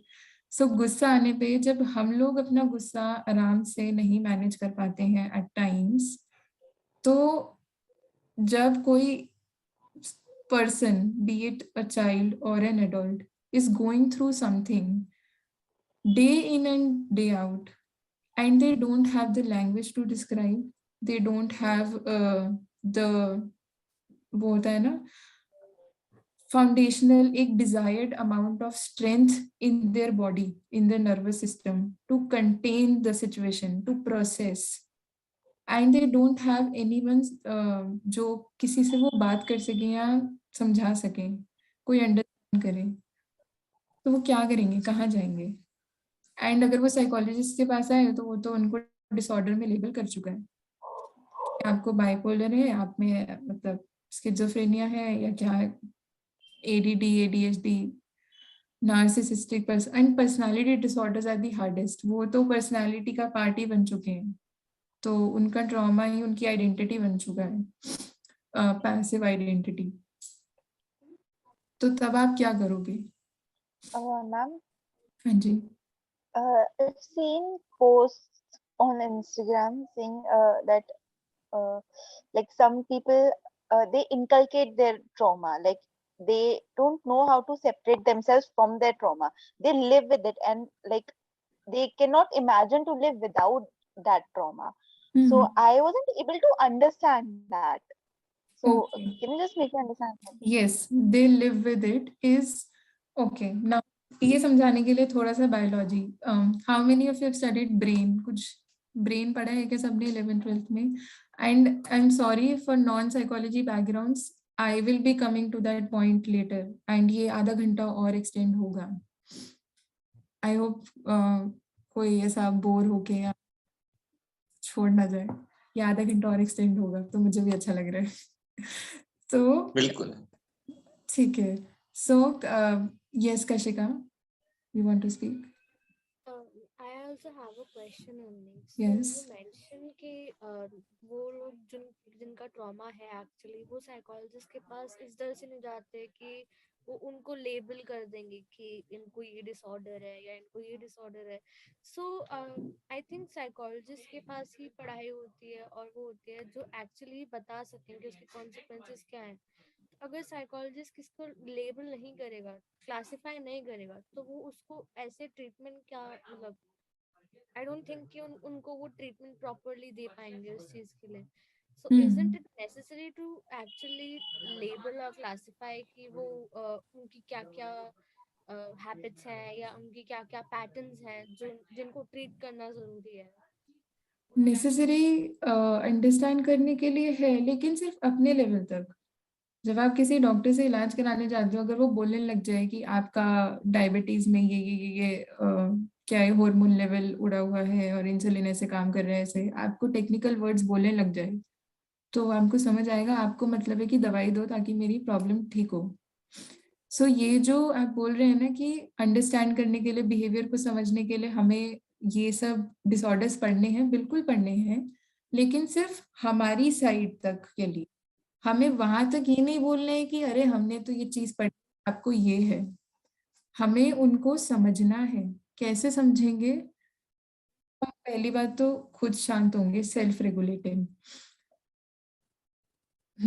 जब हम पहली बात तो खुद शांत होंगे। सो आपके क्वेश्चन का आंसर ये है कि हमें टर्म्स को पढ़ना है अपने लिए समझने के लिए, उनको लेबल करने के लिए नहीं। And even if we use these terms as vocabulary and language to describe, ये भी हो गया है। क्लिनिकल साइकोलॉजिस्ट का इसमें पॉइंट आता है that we are using it to describe and not to label। तो क्या वो डिस्क्रिप्शन उनको अच्छा फील करा रहा है अपने बारे में? वो तो ऑलरेडी बुरा फील कर रहे हैं ना अपने लिए, वो तो अपनी प्रॉब्लम से, अपनी मेंटल कंडीशन से की वजह से आए हैं। तो जब आपको वो डिस्क्रिप्शन अच्छा फील नहीं करा रहा है सामने वाले को, क्लाइंट को या जो भी पर्सन है, तो वो आपके पास क्यों आए eight first place? So firstly psychology पढ़ना और थेरेपिस्ट बनना दो बहुत अलग चीजें हैं। जैसे कि बच्चा पैदा करना और पेरेंट बनना दो बहुत अलग चीजें होती हैं। तो आपका जो क्वेश्चन है उसको मैं बाद में और अच्छे से आंसर करूंगी। कमिंग बैक कि ट्रॉमा के टाइम जब वो बच्चा इनकेपेबल है, अब थोड़ा सा बायोलॉजी लाएंगे इसमें, थोड़ा इंफॉर्मेटिव होगा। कि आप लोगों ने ब्रेन के बारे में चीजें पढ़ी हैं, ब्रेन के parts and its functions? Are you guys aware? Yes, ma'am. Okay. Yeah, ma'am. So now we understand biological and neuro wala part of the trauma. ये तो फीलिंग इमोशन वाला हो गया. So when we are born, we are born with very हम बिल्कुल भी incapable होते हैं कुछ भी करने के लिए. हमारी स्लीप, ब्रीथ, मतलब जो भी डेफिकेशन होती है, हमें खिलाया पिलाया साफ करा, सब सब दूसरे लोग करते हैं, सब बड़े लोग, केयर गिवर्स, पेरेंट्स करते हैं. हम बहुत इनकेपेबल होते हैं करने के लिए फिजिकली. अपनी बेसिक बेसिक नीड्स होती है ना ये तो, अपनी सफाई रखना, अपना पेट भरना, खाना पानी और सुसु बॉडी, सब सब बेसिक होता है. एंड हमें नहीं आता है करना, हम छोटे बच्चे हैं अभी. तो सिमिलरली अगर हम किसी इमोशन को गो थ्रू कर रहे हैं, फॉर एग्जाम्पल हमें कपड़े पहना दिए गए हैं छोटे बच्चे को जो उसको है और वो इरिटेटेड है और वो बहुत रोए जा रहे हैं, बहुत रोए जा रहे हैं, और उसको नहीं पता कि वो कैसे समझाए. एक नई मदर है, वो भी नहीं समझ पा रही कि मैंने अपने बच्चे को जो कपड़े पहनाए हैं वो बहुत प्रॉब्लम है, उसको इरिटेट कर रहे हैं. तो कैसे समझाएंगे? वो बच्चा रोए जाए रोए जाए रोए जाए. अब वो बच्चा रो रहा है, वो जो क्राइंग का एक्सपीरियंस है, जब हम फूट फूट के रोते हैं हम थक जाते हैं. वो जो क्राइंग का एक्सपीरियंस उस बेबी के लिए है, उस बेबी का नर्वस सिस्टम नहीं है इतना डेवलप्ड कि उसको कंटेन कर सके. ठीक है, ये तो छोटे वाली बात हो गई कि कैसे ट्रॉमा डेवलप होना शुरू होते हैं. अब यहीं पे अगर घर में पेरेंट्स की लड़ाई हो रही है, शाउटिंग हो रही है, बच्चा बेड पे है, वो बस देख रहा है, उसको कुछ समझ नहीं आ रहा है. यहाँ पे आप 1 से 0 to 1 ईयर का बच्चा ले लीजिए, वो बस, उसको बस स्टिमुलेशन मिल रहा है, कोई चीख रहा है, चिल्ला रहा है, उसको कोई कुछ नहीं कह रहा है, लेकिन किसी ने मारा नहीं है, पीटा नहीं है, कुछ नहीं किया, वो तो बस बेचारा बच्चा अपने टॉयज के साथ बैठा है और उसके पेरेंट्स लड़ रहे हैं, तो मैं हो रही है घर में, और वो रो रहा है और उसको कोई देखने नहीं आ रहा है उस टाइम पे. नीड फुलफिल नहीं हो रही है, इंस्टेंट नीड. सो मैं अगर वो छोटा बच्चा हूँ तो मेरा अंदर क्या वो बन रहा है कि मैं रो रही हूँ तो मुझे कोई पूछ नहीं रहा है, मैं नहीं रो रही तो भी मुझे कोई पूछ नहीं रहा है. I think nobody loves me, nobody loves मी. और बड़े होके हमें वो सेल्फ डाउट और वो फीलिंग क्या आती है अगर कभी ब्रेकअप हो या मम्मी पापा डांटे या कुछ हो, nobody loves me, I am unlovable, I don't like myself. वो सेल्फ हेट्रेड और सेल्फ वाले वो जितने भी नेगेटिव डाउट्स हैं, वो फीलिंग्स, थॉट्स हैं, वो सारे आ जाते हैं. वो यहाँ से शुरू होता है. अब आपको तो किसी ने आके बोला नहीं ना कि तुम बहुत बेकार हो और तुम यू डोंट डिजर्व लव, ऐसे करके तो किसी ने नहीं बोला. बट हम क्यों फील करते हैं ऐसा? क्योंकि हमारी बॉडी फील करा रही होती है. टाइम एंड टाइम अगेन अगर मेरे साथ एक बहुत ही क्राइंग वाला या फियर वाला ऐसा इमोशनल एक्सपीरियंस हुआ है, लिटिल डी ट्रॉमा जिसे कहते हैं, अच्छे मार्क्स नहीं आए यूनिट टेस्ट में, हर हफ्ते डांट पड़ती है. कुछ बच्चे होते हैं ना जो बिल्कुल एकेडमिकली अच्छे नहीं थे, मैं उनमें से थी. हर हर हफ्ते के यूनिट टेस्ट में 14-15 आउट ऑफ 25 आ रहे हैं, डांट पड़े जा रही है, पढ़ रही है. तो उस टाइम पे तो लगता है कि अच्छा मैंने ही गलत किया है, मम्मी ने डांटा है, मैंने गलत किया है.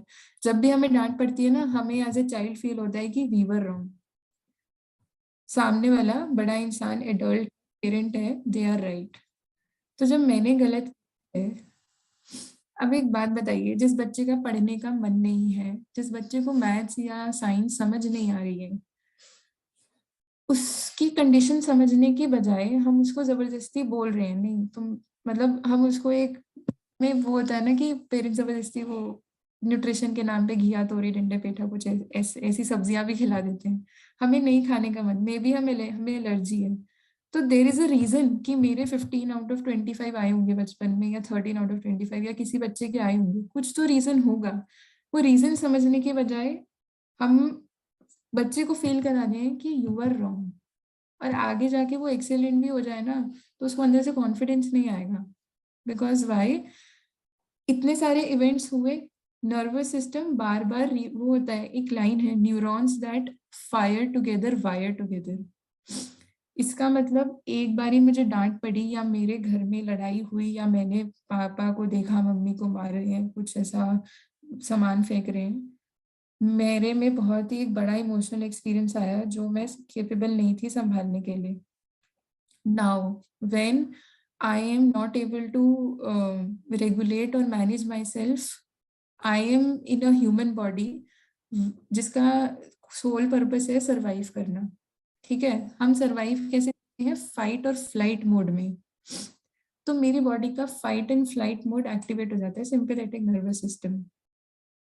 या तो मैं होंगी, मैं अपने आप देख लूंगी, मेरे को कोई पूछने नहीं आ रहा है, या फिर मैं मान गई कि मेरी गलती है, अच्छा ठीक है।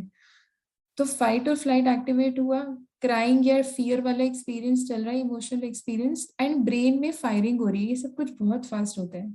अब यही चीज टाइम एंड टाइम अगेन हो जा रही है, हो जा रही है, हो जा रही है, तो वो मेरी पर्सनालिटी, मेरे थॉट्स, मेरे बिलीफ बन गए। अब यहाँ पे अगर आप सीबीटी ले आओ एज ए थेरेपिस्ट, आपके थॉट्स, बिहेवियर और थॉट्स, फीलिंग्स, बिहेवियर पे जो काम करती है, तो मेरे अभी के थॉट्स, अभी के फीलिंग्स और अभी के बिहेवियर पे काम कर रही है। वो जहाँ से शुरू हुआ वो कहाँ, इसीलिए because you are going future psychologist, CBT बहुत ज्यादा चल रहा है, बहुत फेमस है, बहुत वर्कशॉप्स और डिमांड में है, बिकॉज सीबीटी गिव्स गारंटी की this much limited number of sessions में your problem will be dealt. And Aaron T Beck ने जो भी थ्योरी दी है, जो भी वो दिया है ट्रीटमेंट, वो बहुत अच्छा है, वो इफेक्टिव भी है, तभी वो इतना डिमांड में है in our mental health industry, being a professional बता रही हूँ। लेकिन CBT is still a tool, not a treatment. CBT आपको उस मोमेंट में हेल्प कर सकता है, आपके थॉट्स, फीलिंग्स, बिहेवियर्स को समझने में, बट आपके ट्रॉमा को प्रोसेस करने में हेल्प नहीं कर सकता। इसीलिए if you are going to pursue a career in this, आप थेरेपिस्ट या साइकोलॉजिस्ट या रिसर्चर बन रहे हैं, start learning and practicing and understanding expressive and movement वाली जितनी भी interventions होते हैं या methods होते हैं। Now coming back to that brain वाला चीज, brain function. When I am in that difficult, big emotional experience and my nervous system is incapable of मतलब handle करने के लिए मुझे नहीं आ रहा है, तो मेरा बॉडी सिंपैथेटिक नर्वस सिस्टम में चला जाता है, एंड मेरा ब्रेन पीछे वाले पार्ट से फंक्शन करने लगता है, आगे वाले की जगह। जो हम बड़े होके वो चिढ़ के और गुस्से में या इम्पल्सिव होके जब एक्ट करते हैं, या एकदम क्या बोलते हैं, चिढ़ के गुस्से में, anger, fear and impulsivity and recklessness.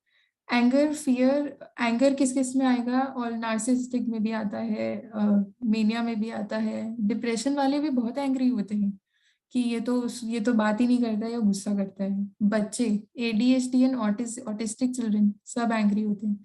जब भी एंगर इमोशन किसी भी मेंटल हेल्थ डिसऑर्डर में आएगा, our brain is using this पीछे वाला हिस्सा, ब्रेन स्टेम वाला, सर्वाइवल वाला, and body goes into sympathetic nervous system. अब ये सब चीजें तो बार बार हो रही हैं, न्यूरॉन्स बार बार फायर कर रहे हैं, डिफिकल्ट इमोशनल एक्सपीरियंस मेरी लाइफ में आए जा रहे हैं। Now I was asked the question कि is it okay for people to not know about their trauma? Yes, it is very normal. हमें भी नहीं पता होगा हमारे साथ अगर कोई बड़ा एक्सपीरियंस हुआ है। आप आगे जाके रिफ्लेक्ट कीजिएगा, एंड अगर ये सेशन सक्सेसफुल होता है तो we can do detail trauma वाला सीरीज, क्योंकि आज तो बहुत ही बेसिक इंफॉर्मेशन दे रही हूँ मैं। So recall your teenage years, your childhood, your college, and आपके साथ कोई एक इवेंट हुआ हो where you were incapable of handling it, और यू डिड नॉट नो कि मुझे बोलना क्या है, मुझे बात क्या करनी है ऐसे में, and you were not able to contain the experience, you broke down, you had a panic attack, या फिर मतलब थोड़ा ऐसे एक कोई रेकलेस डिसीजन ले लिया हो कि घर से भाग गए हो, या इंस्टेंट कुछ इम्पल्सिव बाइंग कर ली हो, या बिंज ईटिंग कर लिया हो, या कहीं ट्रिप पे चले गए हो एकदम से उठ के। ऐसे ये बहुत नॉर्मल बिहेवियर्स है, लोग करते हैं। ये सब क्या है, ये कहाँ से अराइज हो रहे हैं कि मेरे साथ कुछ हुआ है, मुझे नहीं पता क्या हुआ है, मेरे पास कोई बताने के लिए नहीं है, और मुझे इसको मैनेज करना नहीं आ रहा है। ये सब चीजें आप अगर देखोगे तो सब मेंटल हेल्थ डिसऑर्डर्स में फिट हो रहे हैं, एंड इसका रूट कॉज कुछ ना कुछ ट्रॉमा ही है, and this is the definition of trauma. Any situation that has become too much overwhelming to contain, to handle on my own, and I don't have any support system. Now be it a child, a teenager, अब वो कोई भी event हो सकता है कि 12th class के boards थे, बहुत नर्वस थे, पढ़ाई नहीं हो रही थी, एंजाइटी हो रही थी, मे बी मार्क्स कम आए हो, अपनी पसंद का कोर्स या सब्जेक्ट ना मिला हो, इससे आपको कांस्टेंट फील हो सकता है that I am not good enough, या मैं पढ़ाई में अच्छी नहीं हूँ, या मैं आगे लाइफ में कुछ अच्छा नहीं कर पाऊंगी, मे बी घर वाले भी ऐसा फील कराएं। सो ये सब चीजें आप बार बार सुन रहे हो, देख रहे हो, ये सब कुछ ट्रॉमा के बराबर ही है। हमारा सोसाइटी, हमारा कल्चर सब ट्रॉमा पे, सब सर्वाइवल मोड पे चल रहा है। कोई किसी के सुनने के लिए, देखने के लिए, मतलब कभी आप बाहर जाओ, आपको कंपैशन कितना दिखेगा लोगों में, स्पेशली दिल्ली की सड़कों में। थोड़ा सा टक्कर भी हो जाए तो 2 लोग गाड़ी से निकल के एक दूसरे को गाली देने लग जाते हैं। क्यों दे रहे हैं, क्यों हो रहे हैं एग्रेसिव? क्योंकि वो अब हाइपर वाले नर्वस सिस्टम मोड में है, वो सिंपैथेटिक नर्वस सिस्टम में है। ट्रॉमा समझने के लिए ये समझना है कि बॉडी कैसे फंक्शन करती आई है। जब जब इवेंट्स हुए हम ये सोचते हैं ना कि अरे इसके साथ बहुत बुरा हुआ है, I can only imagine how that person is feeling. ठीक है, वो तो फीलिंग हो गया, but how are they feeling and having the experience inside their body? वो तो कोई इमेजिन, वो तो कोई अच्छा थेरेपिस्ट भी नहीं समझ पाएगा कि सामने वाला इंसान जो रेप सर्वाइवर है या जो अब्यूज सर्वाइवर है वो कैसा फील कर रहा है अपनी बॉडी में। हम ट्रॉमा को एक लाइन में या आसान भाषा में कैसे समझ सकते हैं मैम, एक लाइन में और? ठीक है, ट्रॉमा को एक लाइन में ये समझ सकते हैं कि हमारे साथ कोई स्थिति, कोई सिचुएशन घटी है and we were incapable of handling it and something wrong was going inside, क्योंकि हमने हैंडल तो किया, वो इवेंट हो गया, माइग्रेशन हो या कोई मतलब इंडिपेंडेंस ही ले लो, हमारी कंट्री का सबसे बड़ा ट्रॉमा चल रहा है। बहुत लोगों के, हमारे ग्रैंड पेरेंट्स ने माइग्रेट किया होगा पाकिस्तान और पंजाब से। सो उस टाइम पे एवरीवन हैज बीन थ्रू, मतलब people have not died out of that event, they have survived. So as a survivor, Ravi आप अपना माइक ऑफ कर सकते हैं, मैं जवाब दे रही हूँ। So as a survivor, they have been through and come on the other side of the trauma. But in that specific experience of discomfort and of chaos and of mishandling and unable to regulate, something was going inside them, जो उनका neurologically देखे तो उनका brain और nervous system उनके साथ नहीं थे। सो डेफिनेशन होगी, trauma is not what is happening to you but what is happening inside you while something is happening to you. मतलब हमारे साथ जो सिचुएशन हो रही है वो इवेंट ट्रॉमा नहीं है, वो तो होके चला गया, खत्म बात। बट उसके टाइम पे, उस इवेंट या सिचुएशन के टाइम पे हमारे अंदर जो फील हो रहा था ना, that stayed with us, and इसीलिए वो हमारी आइडेंटिटी बन जाता है, हमारे अनकॉन्शियस में चला जाता है, हम सप्रेस कर लेते हैं उसको, एंड मतलब पर्सनालिटी बन जाता है, and we are not able to talk about it and everything. So आसान भाषा में, किसी ने ये बुक का नाम सुना है या ऑथर का नाम सुना है, doctor Gabor Maté, he talks about trauma really well and it's his definition कि trauma is something which has not happened to you but something which has happened inside you while the situation was going on. तो रवि, आपका उत्तर ये है कि trauma वो ऐसी difficult experience है, difficult अनुभव है जो आपके शरीर में घट रहा था जब आपके साथ एक सिचुएशन हो रही थी। Am I Yes ma'am, I understand. I write down. ठीक है, Fatima, you have a question? You want to say something? Yeah, so I wanted to ask, there's one more thing, like जो मतलब बहुत ज्यादा सुनने को मिलता है आजकल बड़े लोगों से कि लाइक तुम लोग के जनरेशन की ये प्रॉब्लम है कि मतलब लोग बहुत एग्रेसिव हो गए हैं, कि जनरेशन की ये इश्यू है कि सब आजकल यूथ में ये देखने को मिलता है। तो is it like really a factor of generation or something like that? And one more thing I want to ask, कि I'm just slipped it. You just answer that question, then I'll ask again. Okay.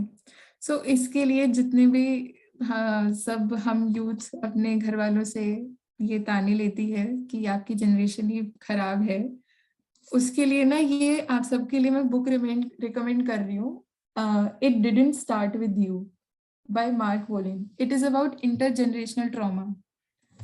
हम ऐसे खराब क्यों हैं उसके पीछे कारण पीछे से एंसेस्टर से ही आ रहा है, ठीक है।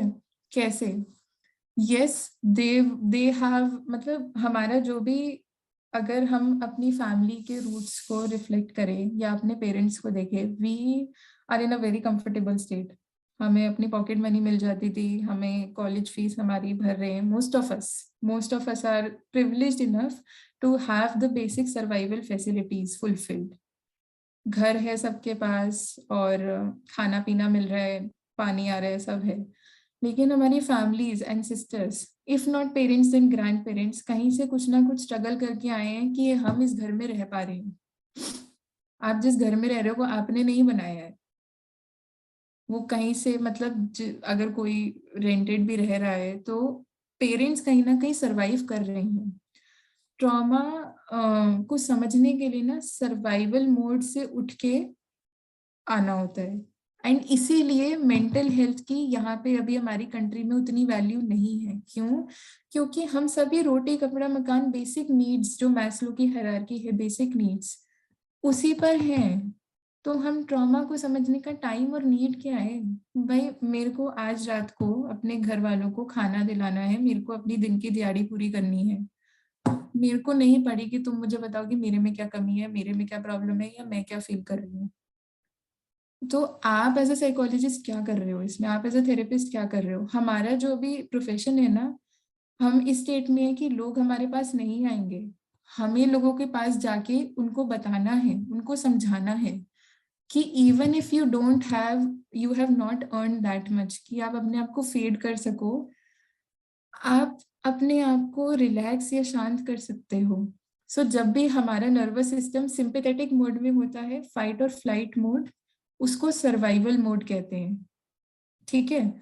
सर्वाइवल मोड एज इन कि हम, मतलब अब ये ना थोड़ा होलिस्टिकली, कल्चरली, सोसाइटी के फॉर्म में समझो। हम सब के पेरेंट्स या ग्रैंड पेरेंट्स, जो भी लोग यहाँ पे हम लोगों के घर देखते हैं, वो कभी ना कभी उन्होंने एस्टैब्लिश किए होंगे।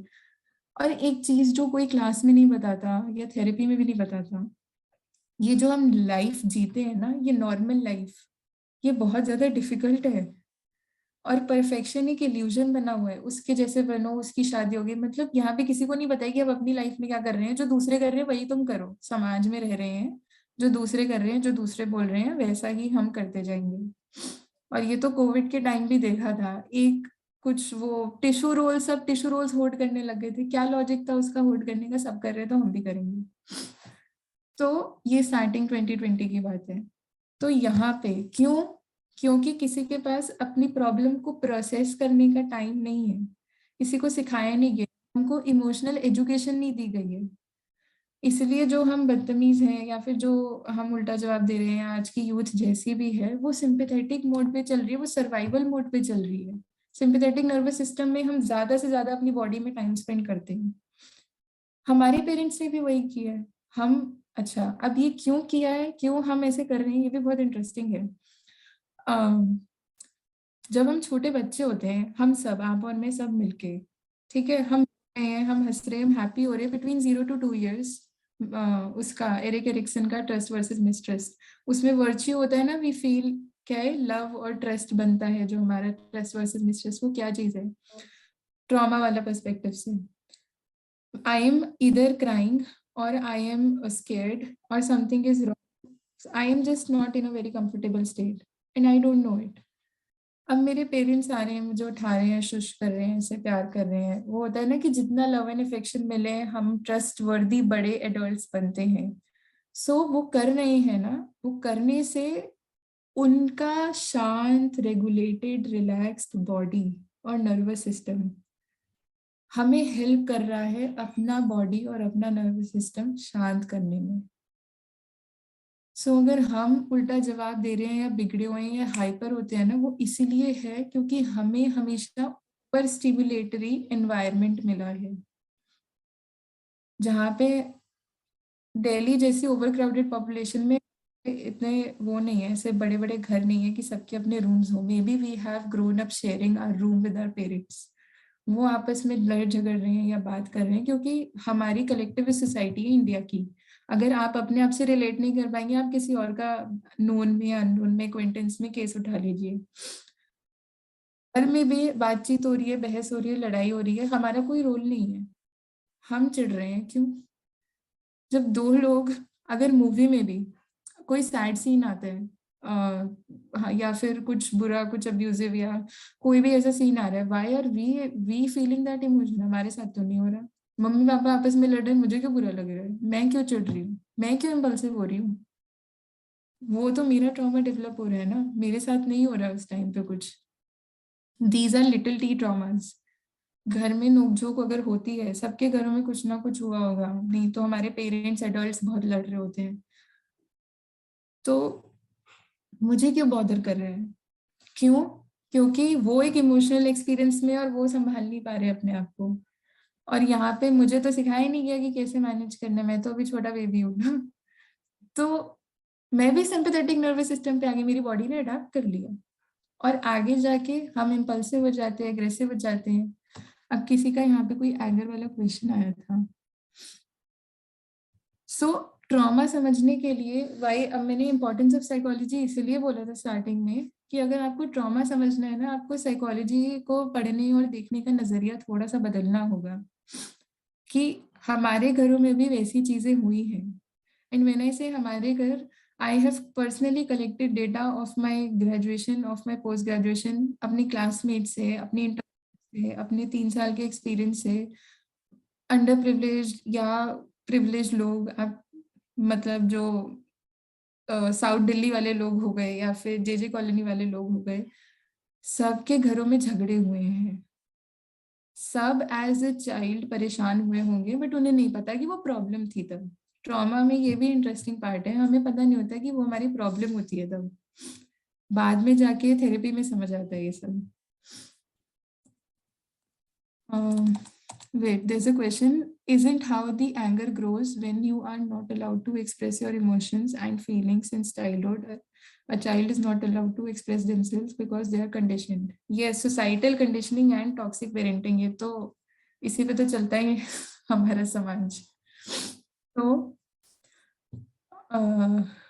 कोई अगर ऑफेंड हो जाए तो प्लीज एक्सप्रेस करना, so that I can correct my self, अगर मेरे वर्ड से कोई भी ऑफेंड हो रहा हो तो। तो एंगर सप्रेस होता है, हमें एक्सप्रेस नहीं करने देते। हम एक्सप्रेस करते हैं तो हम गलत जाते हैं, तुम छोटे हो, तुम्हें जुबान लड़ाने की जरूरत नहीं, तुम्हें बीच में बोलने की जरूरत नहीं। जब भी कोई इमोशनल एक्सपीरियंस होता है ना, बॉडी में एनर्जी कलेक्ट होती है। हमारा जो ब्रेन है वो एड्रेनलिन और stress hormone cortisol, adrenaline and cortisol है, ये 2 ब्रेन रिलीज करता है जब भी बॉडी सिंपैथेटिक मोड में आती है।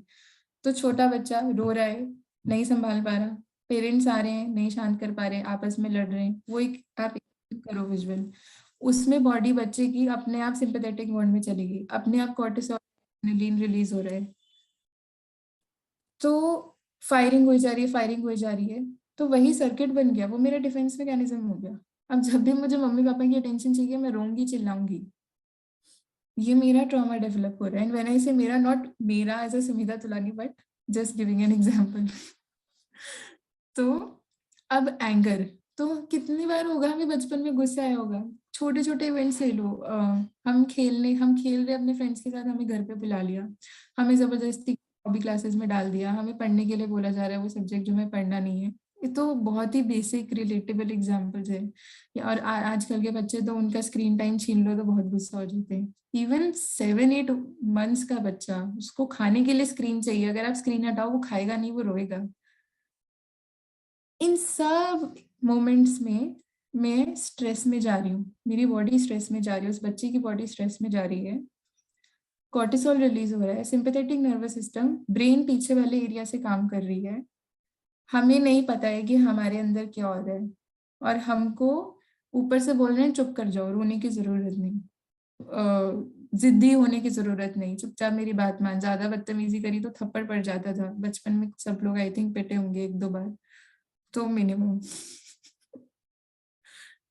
ये सब चीजें हो रही हैं हमारे अंदर की, वो एनर्जी सप्रेस हो गई, जैसा उस पॉइंट में बोला गया है चैट में। एंड जो भी fear, anger, irritation, rage, aggression, ये जितनी भी सारी ये इमोशनल एक्सपीरियंस होते हैं ना, हमारी बॉडी में एक सर्ज ऑफ एनर्जी आती है and it needs to be released. जितना वो रिलीज होगा ना उतना हमारी डेवलपमेंट अच्छी होगी। और ये इस चीज की अवेयरनेस नहीं है इवन पेरेंटिंग में भी। वो बिहेवियरल मॉडल बहुत चलता है कि मतलब मेरे पास पेरेंट्स आते हैं तो उनको चाहिए बच्चा एक सर्टेन वे में बस एक्ट करना शुरू कर दे। ये बात नहीं मानता है किसी की, ये थूकता है। सो आई शेयर अ पर्सन, मतलब माय प्रैक्टिस में एक केस है मेरी जहाँ सो यहाँ पे this child is in 12th class, mild low IQ, autism and ADHD comorbid. What are the dysfunctional behaviors? वो थूकता है सड़क पे। क्यों थूकता है? क्योंकि वो लोगों का हाथ पकड़ के उनसे उनका नाम पूछता है, उनका बर्थडे पूछता है। आंटी आप कहाँ रहते हो, आप कितने साल के हो? एक रैंडम इंसान का, कोई 17 साल का लड़का हाथ पकड़ ले, आप कहाँ भी चलते हो, तो आप डरोगे। Danger to society, threat to society. वो 4Ds और causing distress to family function. Parents बहुत परेशान है and deviated from normal behaviour. सड़क पे चल के किसी का भी हाथ पकड़ ले और उनका नाम और बर्थडे पूछ रहा है। अब सामने वाला जो हाथ छुड़ाएगा, अपना भागेगा कि क्या है भाई साहब, अपने बच्चे को संभालो। उसको गुस्सा आ गया, उसने थूक दिया। और फिर ये पेरेंट्स आते हैं कि ये बदतमीजी करता है, ये तो हमारी बात नहीं सुनता, एक नहीं सुनता। प्रॉब्लम क्या थी? वो बच्चे का ना शुरू से लो IQ है, 3 साल में टेस्ट हो गया था। उस बच्चे को पेरेंट्स वर्बली समझाते गए कि ऐसे नहीं कर, ऐसे नहीं कर, ये नहीं करना, वो नहीं करना, तेरे को समझ नहीं आती। और एक बार ही समझाया, पेरेंट्स थक गए, एनर्जी खर्च कर रहे हैं, नहीं बच्चा बात मान रहा, थप्पड़ मार दी, पीटने लग गए, पीटने लग गए। अब पेरेंट्स ने ये नहीं सोचा कि हम जिस भाषा में, जिस लैंग्वेज में कमांड दे रहे हैं वो उसको समझ नहीं आ रही। उसका language to explore the world is touch. कहीं भी वो मेरे क्लिनिक भी जब आया था, वो सारी चीजों को टच कर रहा था, बुक्स को टच कर रहा था, सामान को टच कर रहा था, मेरी पर्सनल चीजों को, पेन को, बैग को, सबको टच कर रहा था। एंड पेरेंट्स ने बोलना शुरू कर दिया, ये मत टच करो, ये मत टच करो, मैम का है, छोड़ दो। वो क्यों छोड़ेगा? पहली बात तो वो नहीं समझ रहा वो कमांड। एंड उसके बाद वो टच करके वो कुछ नहीं कर रहा था, वो बस देख रहा था। जब छोटा बच्चा होता है, अगेन 0 to 2 years में हम जाएंगे, the way of exploring the is not language, not vocabulary. हम वो चीजों को पकड़ते हैं ना, वो जो हमारा ग्रास्पिंग इंस्टिंक्ट होता है, वो क्यों होता है? टू एक्सप्लोर, टू सी कि कोई चीज हार्मफुल है कि नहीं हमारे लिए। हमारा सर्वाइवल इंस्टिंक्ट है वो। तो वो अपने सर्वाइवल इंस्टिंक्ट पे ही चल रहा है। और उसमें इतनी एनर्जी आती थी हर बार, क्योंकि वो ADHD और ऑटिस्टिक भी है। उसको बात करना नहीं आता है, लेकिन उसमें इतनी एनर्जी है कि वो लोगों से जाके कम्युनिकेट करता है, लेकिन उसको कुछ समझ नहीं आ रहा है उसकी बॉडी में क्या हो रहा है as a child. And over top of that उसको थप्पड़ पड़ रहा है क्योंकि वो इंस्ट्रक्शन फॉलो नहीं कर रहा है। सो पहली बात तो लैंग्वेज, पेरेंट्स नहीं समझ पाए बच्चे की लैंग्वेज एक्सप्लोर करने की और समझने की टच है। एंड बॉडी लैंग्वेज, उसके बाद उसको एक सर्टेन अमाउंट ऑफ अटेंशन नहीं मिलता था, बिल्कुल अटेंशन नहीं मिलता, सिर्फ थप्पड़ पड़ता था। तो एक बारी बचपन में कभी उसको पीटा जा रहा होगा और उसने अपने पेरेंट्स पे स्पिट कर दिया, तो ऑब्वियसली पेरेंट एक सेकंड पीछे हुआ, तो उसको समझ आ गया कि ये तो मेरा डिफेंस मैकेनिज्म है। अब कोई भी उसको गुस्सा करता है, वो उनको थूकता है, उनको भूसा मारता है। मेरे पे भी स्पिट किया गया और मेरे पे भी भूसा मारा गया है। तो part of being therapist is be ready to be wrong and incorrect always. Parents आपकी बात नहीं मानेंगे। एंड ये सब चीजें, लात पड़ना, भूसा मारना, कपड़े फटना, बाइट करना, अगर आपको स्पेशल चिल्ड्रन के साथ या एडल्ट्स के साथ काम करना है तो ये भी होता रहेगा। तो यहाँ पे क्या प्रॉब्लम आई, क्या ट्रॉमा था उसको? उसका autism spectrum disorder, attention deficit hyper active disorder, intellectual disability, ये सारे चाइल्डहुड या न्यूरोलॉजिकल डिसऑर्डर्स माने जाते हैं। ये सारे डिसऑर्डर्स हैं। पेरेंटिंग में तो ठीक है, बिहेवियर करना चाह रहे थे, नहीं हुआ, बदतमीज हो गया, बात नहीं मानता। And over top of that they are from under privilege background, वो कोई थेरेपी या कोई ट्रीटमेंट अफोर्ड नहीं कर सकते। सो अब आप ऐसे में क्या करेंगे एज ए थेरेपिस्ट?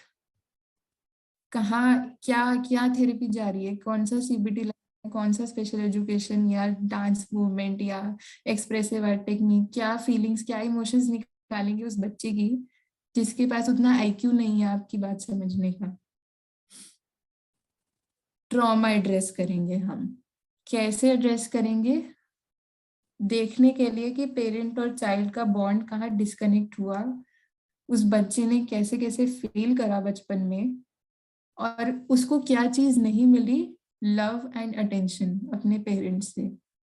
तो उसको लव एंड अटेंशन देना है। Opposite of trauma is love, by the way, because trauma ना क्या करता है, हमारी लाइफ में फियर बहुत सारा ले आता है।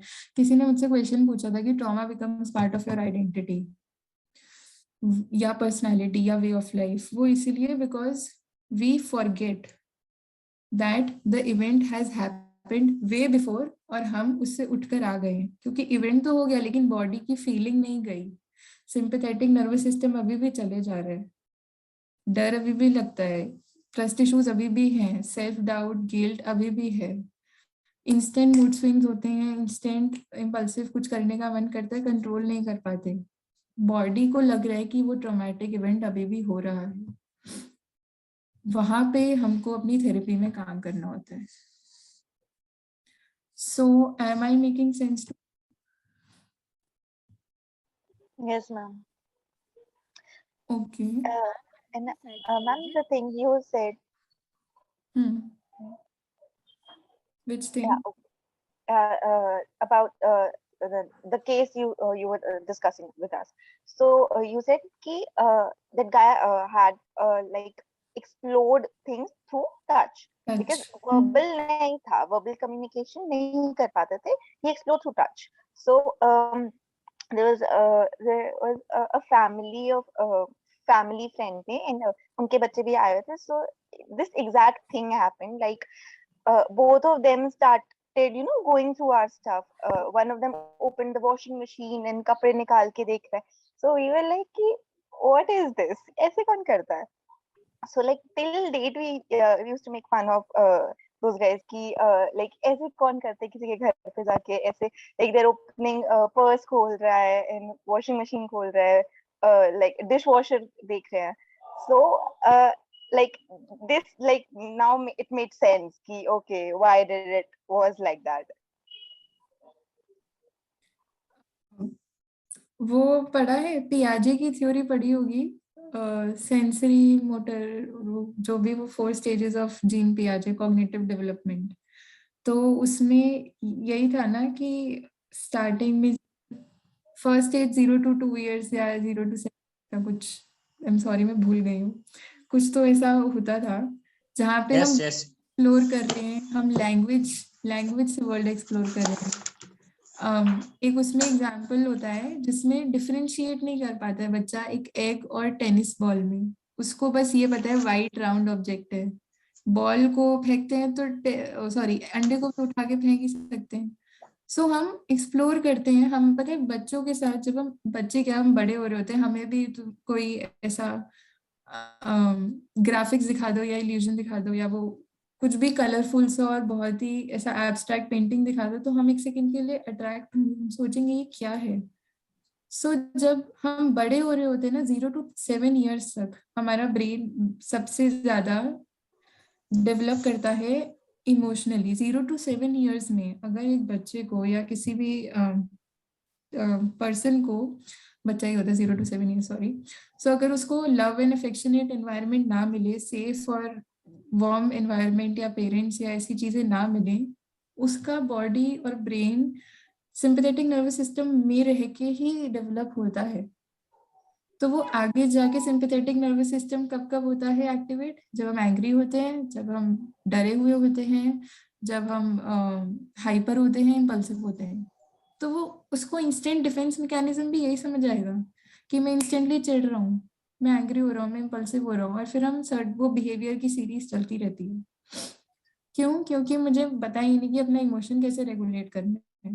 क्योंकि जब मैं बचपन में इमोशनल एक्सपीरियंस गो थ्रू कर रहा था, मुझे किसी ने सिखाया ही नहीं, तो मेरी बॉडी ने अडेप्ट कर लिया। अब ये जो मैल अडेप्टेशन है, इसको ठीक करना है। सो स्टार्टिंग में आई डोंट नो वेदर दो स्टूडेंट्स आर स्टिल हियर जो नॉन साइकोलॉजी से हैं, जो अपने बारे में कंफ्यूज्ड हैं एंड जो चाहते हैं मतलब अपने इश्यूज को डील करने के लिए। माइंडफुलनेस क्यों कराई जाती है? माइंडफुलनेस तो बहुत चल रही है मार्केट में, हमारे फील्ड के सब जगह माइंडफुलनेस बेस्ड थेरेपीज हो गई हैं। क्यों करा रहे हैं माइंडफुलनेस? और बहुत माइंड हाँ जी रवि जी। माइंड डिस्टर्ब हो गया है इसलिए सर कि अच्छा उसको क्या ठीक उसको है थोड़ा सा उसके विनिर्माण की आवश्यकता है। जी जी धन्यवाद। अपना माइक ऑफ कर सकते हैं मैम। तो yes Shri Lakshmi. Mom, there's a lot of stimulus. There's a lot of distractions going on. We don't know what to focus on, what to not focus on. So, yeah, it helps us focus on what's needed on ourselves.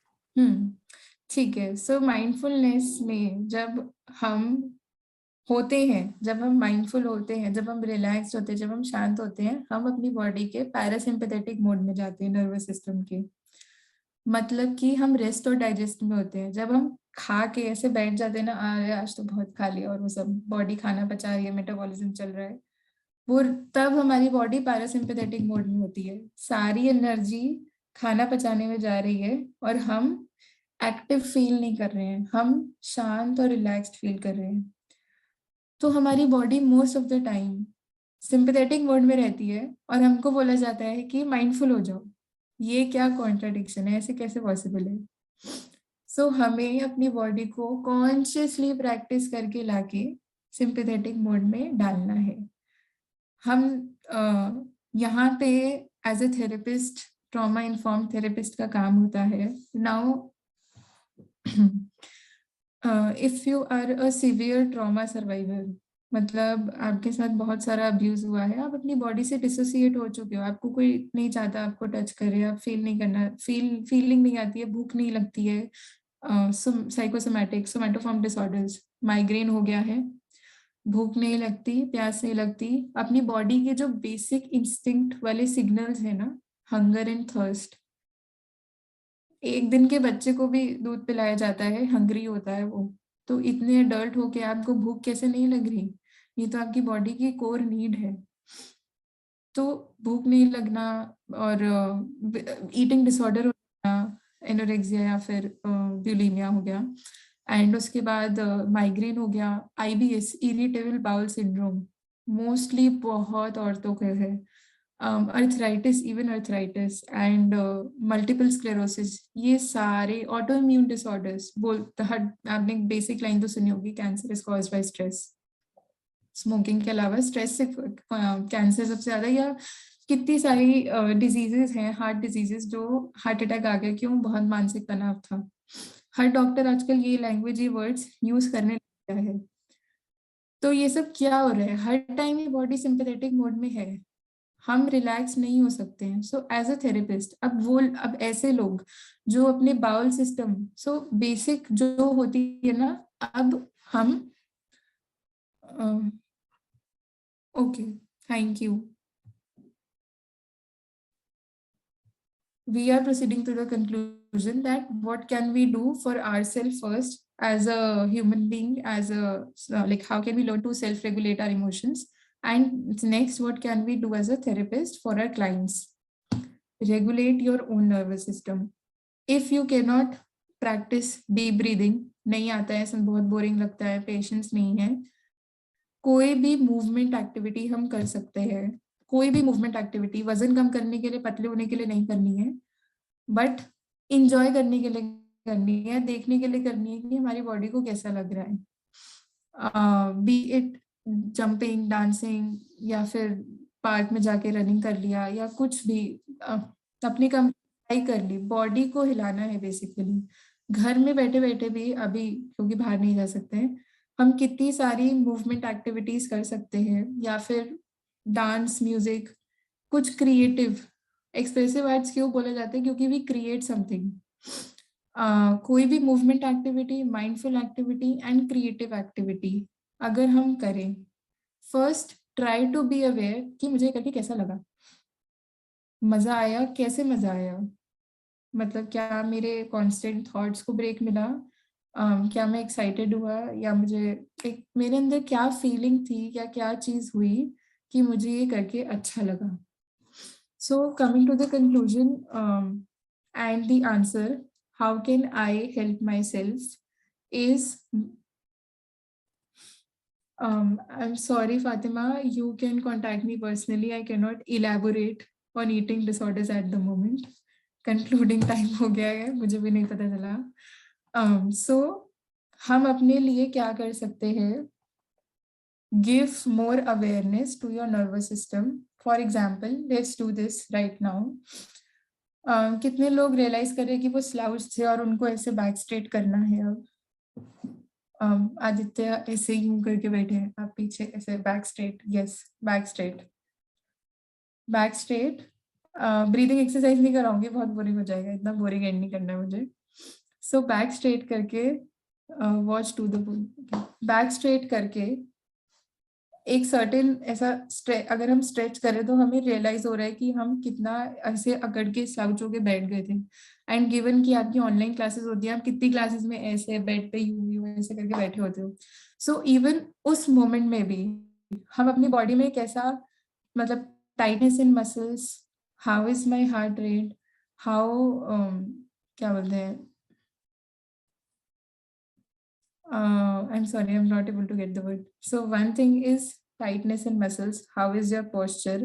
How is your temperature and heart rate? How are you feeling inside these clothes? जो मैंने सारी चीजें बोली थी, time to time ये एक 1 minute activity है. जब भी आपको कभी याद आए, या फिर आप इंस्टेंटली नहा के आते हैं, या फिर आफ्टर अ वेरी गुड क्या बोलते हैं, सुबह after having that your defecating experience कि अरे अब तो बहुत हल्का लग रहा है. ये वाले जो जो मोमेंट्स होते हैं ना, बेसिक नीड जहाँ फुलफिल हो रही है कि हम खाना खा रहे हैं, we are having a good healthy poke, we are so relax that we are enjoying and now we are going to sleep. ऐसे वाले मोमेंट्स में just focus that how are you feeling inside your body.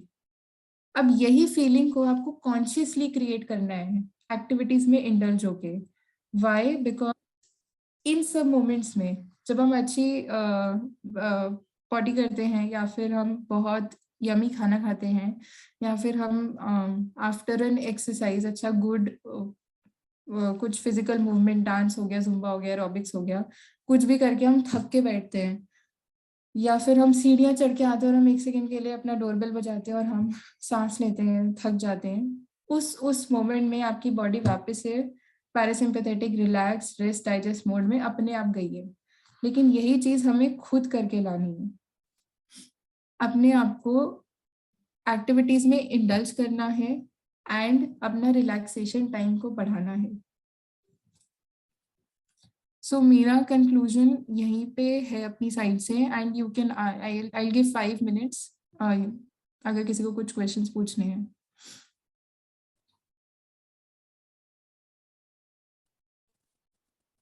Anyone? Any questions? Any doubts? कोई बात जिससे मुझसे disagree कर रहे हो आप? इसका एक और सेशन ले सकते हैं क्या? इतने में बहुत सारी चीजें हुई, मतलब तो शॉर्ट में कंप्लीट हुई है, तो मतलब बहुत अच्छा लगा एक्चुअली. बहुत शानदार वेबिनार हो गया. तो इसको एक और सेशन ले सकते हैं, क्यों नहीं? मैं सोचता हूँ कि अभी बहुत सारी चीजें कवर करनी है, कम चीजें कवर हुई, कम चीजों पर डिस्कस है एक्चुअली. हाँ जी, बिल्कुल कम चीजें कवर हुई, क्योंकि मैं भी बहुत रश में बहुत सारी चीजें बोल गई हूँ. अभी हम पॉलीवेगल थ्योरी पे नहीं आए हैं. अभी हम वो क्या बोलते हैं, there is a word called social engagement system. काफी चीजें नहीं है, टेक्निकल काफी चीजें, बेसिक चीजें हुई है. सो ये आपकी ऑर्गेनाइजेशन और आपकी टीम ही बताएगी. But thank you for your honest feedback Ravi. नहीं रियली मैं पिछले काफी समय से काफी वेबिनार अटेंड कर रहा हूँ, और ये वाला तो मैंने जस्ट इसलिए अटेंड किया था, मैंने चलो देखते इसमें है क्या, लेकिन इंटरेस्टिंग लगा, काफी पूरा अटेंड कर लिया, मुझे विश्वास नहीं हो रहा है. तो बहुत शानदार, बहुत अच्छा लगा. Thank you very much for इतनी सारी चीजों को कवर किया आपने. मतलब बाकी वाले सारे ज्यादातर इंग्लिश में हुए तो ज्यादा समझ में नहीं आया, आज वाला ज्यादा एक्सप्लेन हो गया. तो थैंक यू वेरी मच. आपने समय दिया, इसके लिए बहुत बहुत शुक्रिया. और मैं चाहता हूँ एक बार और हो जाए तो बढ़िया लगेगा. थैंक यू रवि, हम जरूर ऑर्गेनाइज करवाएंगे मैम के साथ. बिल्कुल, थैंक यू. ठीक है, और कोई क्वेश्चन है किसी को फीडबैक के लिए प्लीज कमेंट्स में, या फिर I share a link, please do give me your honest feedback. Ananya and Ada, I will be sharing a link with you. ठीक है, आप प्लीज कर दीजिए। एंड सबको बहुत रिक्वेस्ट है, रवि एक सेकंड बस, please do give me an honest feedback and do write what did you find interesting, what did you find boring. Okay, that's great, ma'am. Also, we do have a feedback form. I was just coming on that. Okay. So please do fill it. We will send it to the email ID you used to register for the webinar. Please, that's a very short form. Please do fill it. Okay. So just mention like उसमें word limit तो नहीं है, ऐसा कुछ rating scale वाला feedback तो नहीं है? Kind of. अच्छा ठीक है, नहीं मैं अपना दे दूंगी। I want some descriptive feedback. What did you find interesting, boring, so that मुझे समझ आए ना। And by the way feedback inform therapy एक बहुत ही इफेक्टिव ट्रॉमा इन्फॉर्म थेरेपी है। सो फीडबैक लेना हम नॉर्मल लोगों में, ऐसे इनकी नॉर्मल रिलेशनशिप्स में होता नहीं है, सिखाया नहीं जाता है। घर में कौन फीडबैक लेता है पेरेंट्स से या दोस्तों से कि ये फ्रेंडशिप कैसी चल रही है। बट मैं चाहूंगी कि ये फीडबैक लेना बहुत ज्यादा जरूरी है। सो प्लीज अच्छे से ऑनेस्ट क्रिटिकल फीडबैक आप खुल के दीजिएगा। मैम आपसे लिंक्डइन पर वापस एक बार बातचीत होगी। सुविधा नाम से है क्या आपका लिंक्डइन प्रोफाइल? जी रवि जी, देख मिलेंगे आपसे तो छोड़ेंगे नहीं आपको।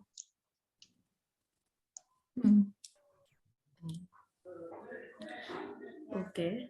Okay. I think that's it You from want the to? audience. You can wind up. There were a few more questions in the chat box. Yes. Should I read them out or do you want to go through them? Yes. One was to elaborate about eating disorders. वो तो अभी elaboration तो नहीं हो रहा. Can you please?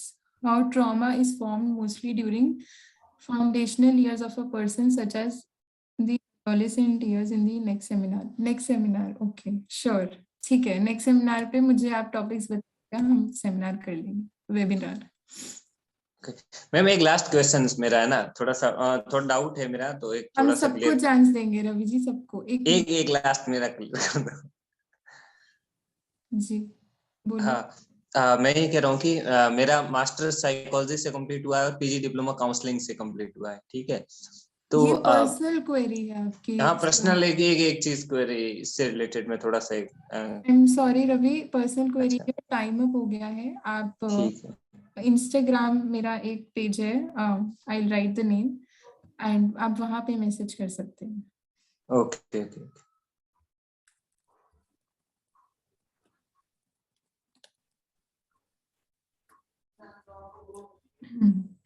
Deeptaka, can you please read the questions? I think you covered all of them. The last question which you read, I think that was the one, this was the last night. Besides that, I think I saw one person who was asking about this question: what could lead to histrionic personality disorder? Very interesting. So मैं बताना भूल गया, मेरा favorite histrionic ही है सबसे ज़्यादा. What could lead to histrionic personality? Again, it is a very elaborative question. Certain body issues घर पे बोला जाता है लड़कियों को, हिस्ट्रियोनिक्स ज्यादा से ज्यादा आपको फीमेल्स में ही मिलेगा। सो घर पे जैसे बोला जाता है, तौर तरीके दिए जाते हैं कि आपको ऐसे बैठना है, ऐसे करना है, ऐसे बिहेव करना है, ऐसे बात करनी है, ऐसे कपड़े पहनने हैं, इतने बजे आने, इतने बजे आने, बेसिक रिस्ट्रिक्शंस जो हम पे होती है। नाउ इफ दैट पर्सन, हर इंसान अपने में यूनिक होता है, अगर उस इंसान में एक सर्टेन फॉर्म ऑफ एनर्जी रहती है, उसको एक्सप्रेस नहीं करने दिया जा रहा है, तो वो क्या करेगा? वो अपने खुद के तरीके ढूंढेगा। सॉरी, मैं बहुत ही अच्छे वे में नहीं एक्सप्लेन कर पा रही हूँ अभी। कुछ सर्टेन इवेंट्स, सारे personality disorders, not just histrionic, ऐसे ही डेवलप होते हैं कि एज ए चाइल्ड हमें जो एक होता है ना, अपना बेस्ट वर्जन बन के बड़े होना है, डेवलप होना है एक ऑथेंटिक वे में, वो तब हो सकता है जब हम अपने आप को एक्सप्रेस कर सके और हम क्रिएटिव हो सके। और यही दो चीजें करने से हमें बार बार रोका जाता है हमारी सोसाइटल कंडीशनिंग और पेरेंटिंग की वजह से। तो वो बड़े होके वो क्या आता है, या तो हम बहुत लाउडली एक्सप्रेस करते हैं, या हम बहुत दब जाते हैं। जो एंटी सोशल है उसमें सब कुछ बहुत सप्रेस्ड होता है अंदर, और बहुत रिस्की बिहेवियर्स और डेंजरस बिहेवियर्स दिखते हैं। मीनवाइल जो हिस्ट्रियोनिक या बॉर्डरलाइन वाले हैं उसमें हर चीज लाउड एंड क्लियर, उठ उठ के वो एनर्जी एक रॉन्ग वे में, या एक होता है ना कि सही तरीके से हमें नहीं पता, हम खुद को कभी समझ नहीं पाए, हमने खुद को कभी एक्सप्रेस नहीं करा, तो हम कुछ भी सर्टेन तरीके यूज करने लग जाते हैं। तो हिस्ट्रियोनिक में अगेन वो I am not able to recall the symptoms, but it's something related to inappropriate dressing behaviour and inappropriate sexual behaviour, ये ज्यादा होता है। और अटेंशन सीकिंग बहुत होते हैं। तो अटेंशन सीकिंग क्यों होते हैं? क्योंकि बचपन में पेरेंट्स ने उतनी अटेंशन नहीं दी जितनी उस बच्चे की नीड थी। हर बच्चे की अटेंशन कोर नीड होती है और एक अलग अलग वे में होती है। हर बच्चा एक same amount of attention demand नहीं करता, कुछ बच्चे ज्यादा नीड होती है और उनको उतनी मिली नहीं, तो वो ऐसे बिहेवियर्स और ऐसे एक्शंस करने लग गए कि लोग उनको अपने आप अटेंशन देंगे। सो ये एक तरह का ये भी कोपिंग मैकेनिज्म बन जाता है। Yes. How can we express it in front of our parents so that they don't get offended? ये कोई बच्चा नहीं समझ पाता, सॉरी। ये तो अब नेक्स्ट सेशन में जाएगा। जो आपका क्वेश्चन है, अगर ये हम समझ पाते हैं in front of our parents कैसे एक्सप्रेस करना है, तो सब पेरेंटिंग बहुत एट्यूड, बहुत वार्म, बहुत लविंग और किसी को कोई ड्रामा नहीं होता। हाँ, हम एडल्ट्स को, yes we can educate adults instead. वही तो हमारा काम है ना, मेंटल हेल्थ अवेयरनेस जो चल रहा है। सो आप एडल्ट्स को कैसे एजुकेट करेंगे अगर आप सामने वाला सुनना नहीं चाहता? कोई 40-50 साल का आदमी या औरत एक 25-26 साल की लड़की से, जो अभी माँ भी नहीं बनी है हमारी भारत की पॉपुलेशन में, आप उनको कैसे बताएंगे कि आपको अपने बच्चे को ऐसे पालना है और ऐसे प्यार देना है? वो क्यों सुने आपकी बात? आप वो तो यही बोलेंगे ना, तुम कौन हो सिखाने वाले कि मुझे अपने बच्चे को कैसे डील करना है? तो आप फिर एडल्ट को एजुकेट कर भी नहीं सकते हैं। एडल्ट अभी सुनने के स्टेट में नहीं है, वो अपने सिंपैथेटिक मोड में चल रहे हैं, वो लिसनिंग मोड में नहीं आए अभी, वो अपना ट्रॉमा रिस्पॉन्स दे रहे हैं अभी। सो ये सब हम आगे भी नेक्स्ट सेमिनार अगर हो तो डिस्कस कर सकते हैं। And yes, Fatima, they are not ready. And from my side, it's an end. I'm sorry. Time काफी हो गया. I won't be taking any more questions. And Tarka, Ananya, Thank you so much, ma'am. It was really an insightful session. It really means a lot to us. Now I would like to call upon stage Arjamand, President of our society, to propose the vote of thanks. Thank you, Ananya. And please pardon me for not turning on the cam. There's a power cut over here. I am very unfortunate. So, okay. Good evening, everyone.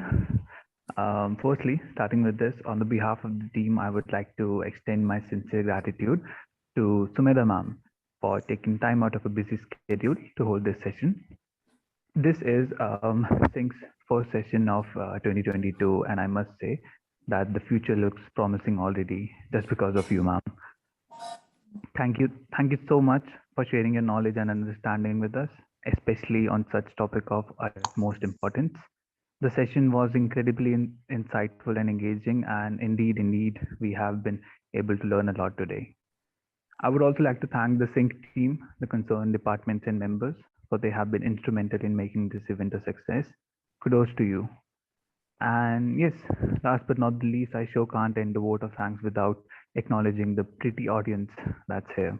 We are grateful to you. We hope that the webinar stood to your expectations and hopes. And Think aims to bring such informative sessions at your doorstep so that you can, for what we say in our language, synchronize with the realm of psychology, and that you can practically benefit from this.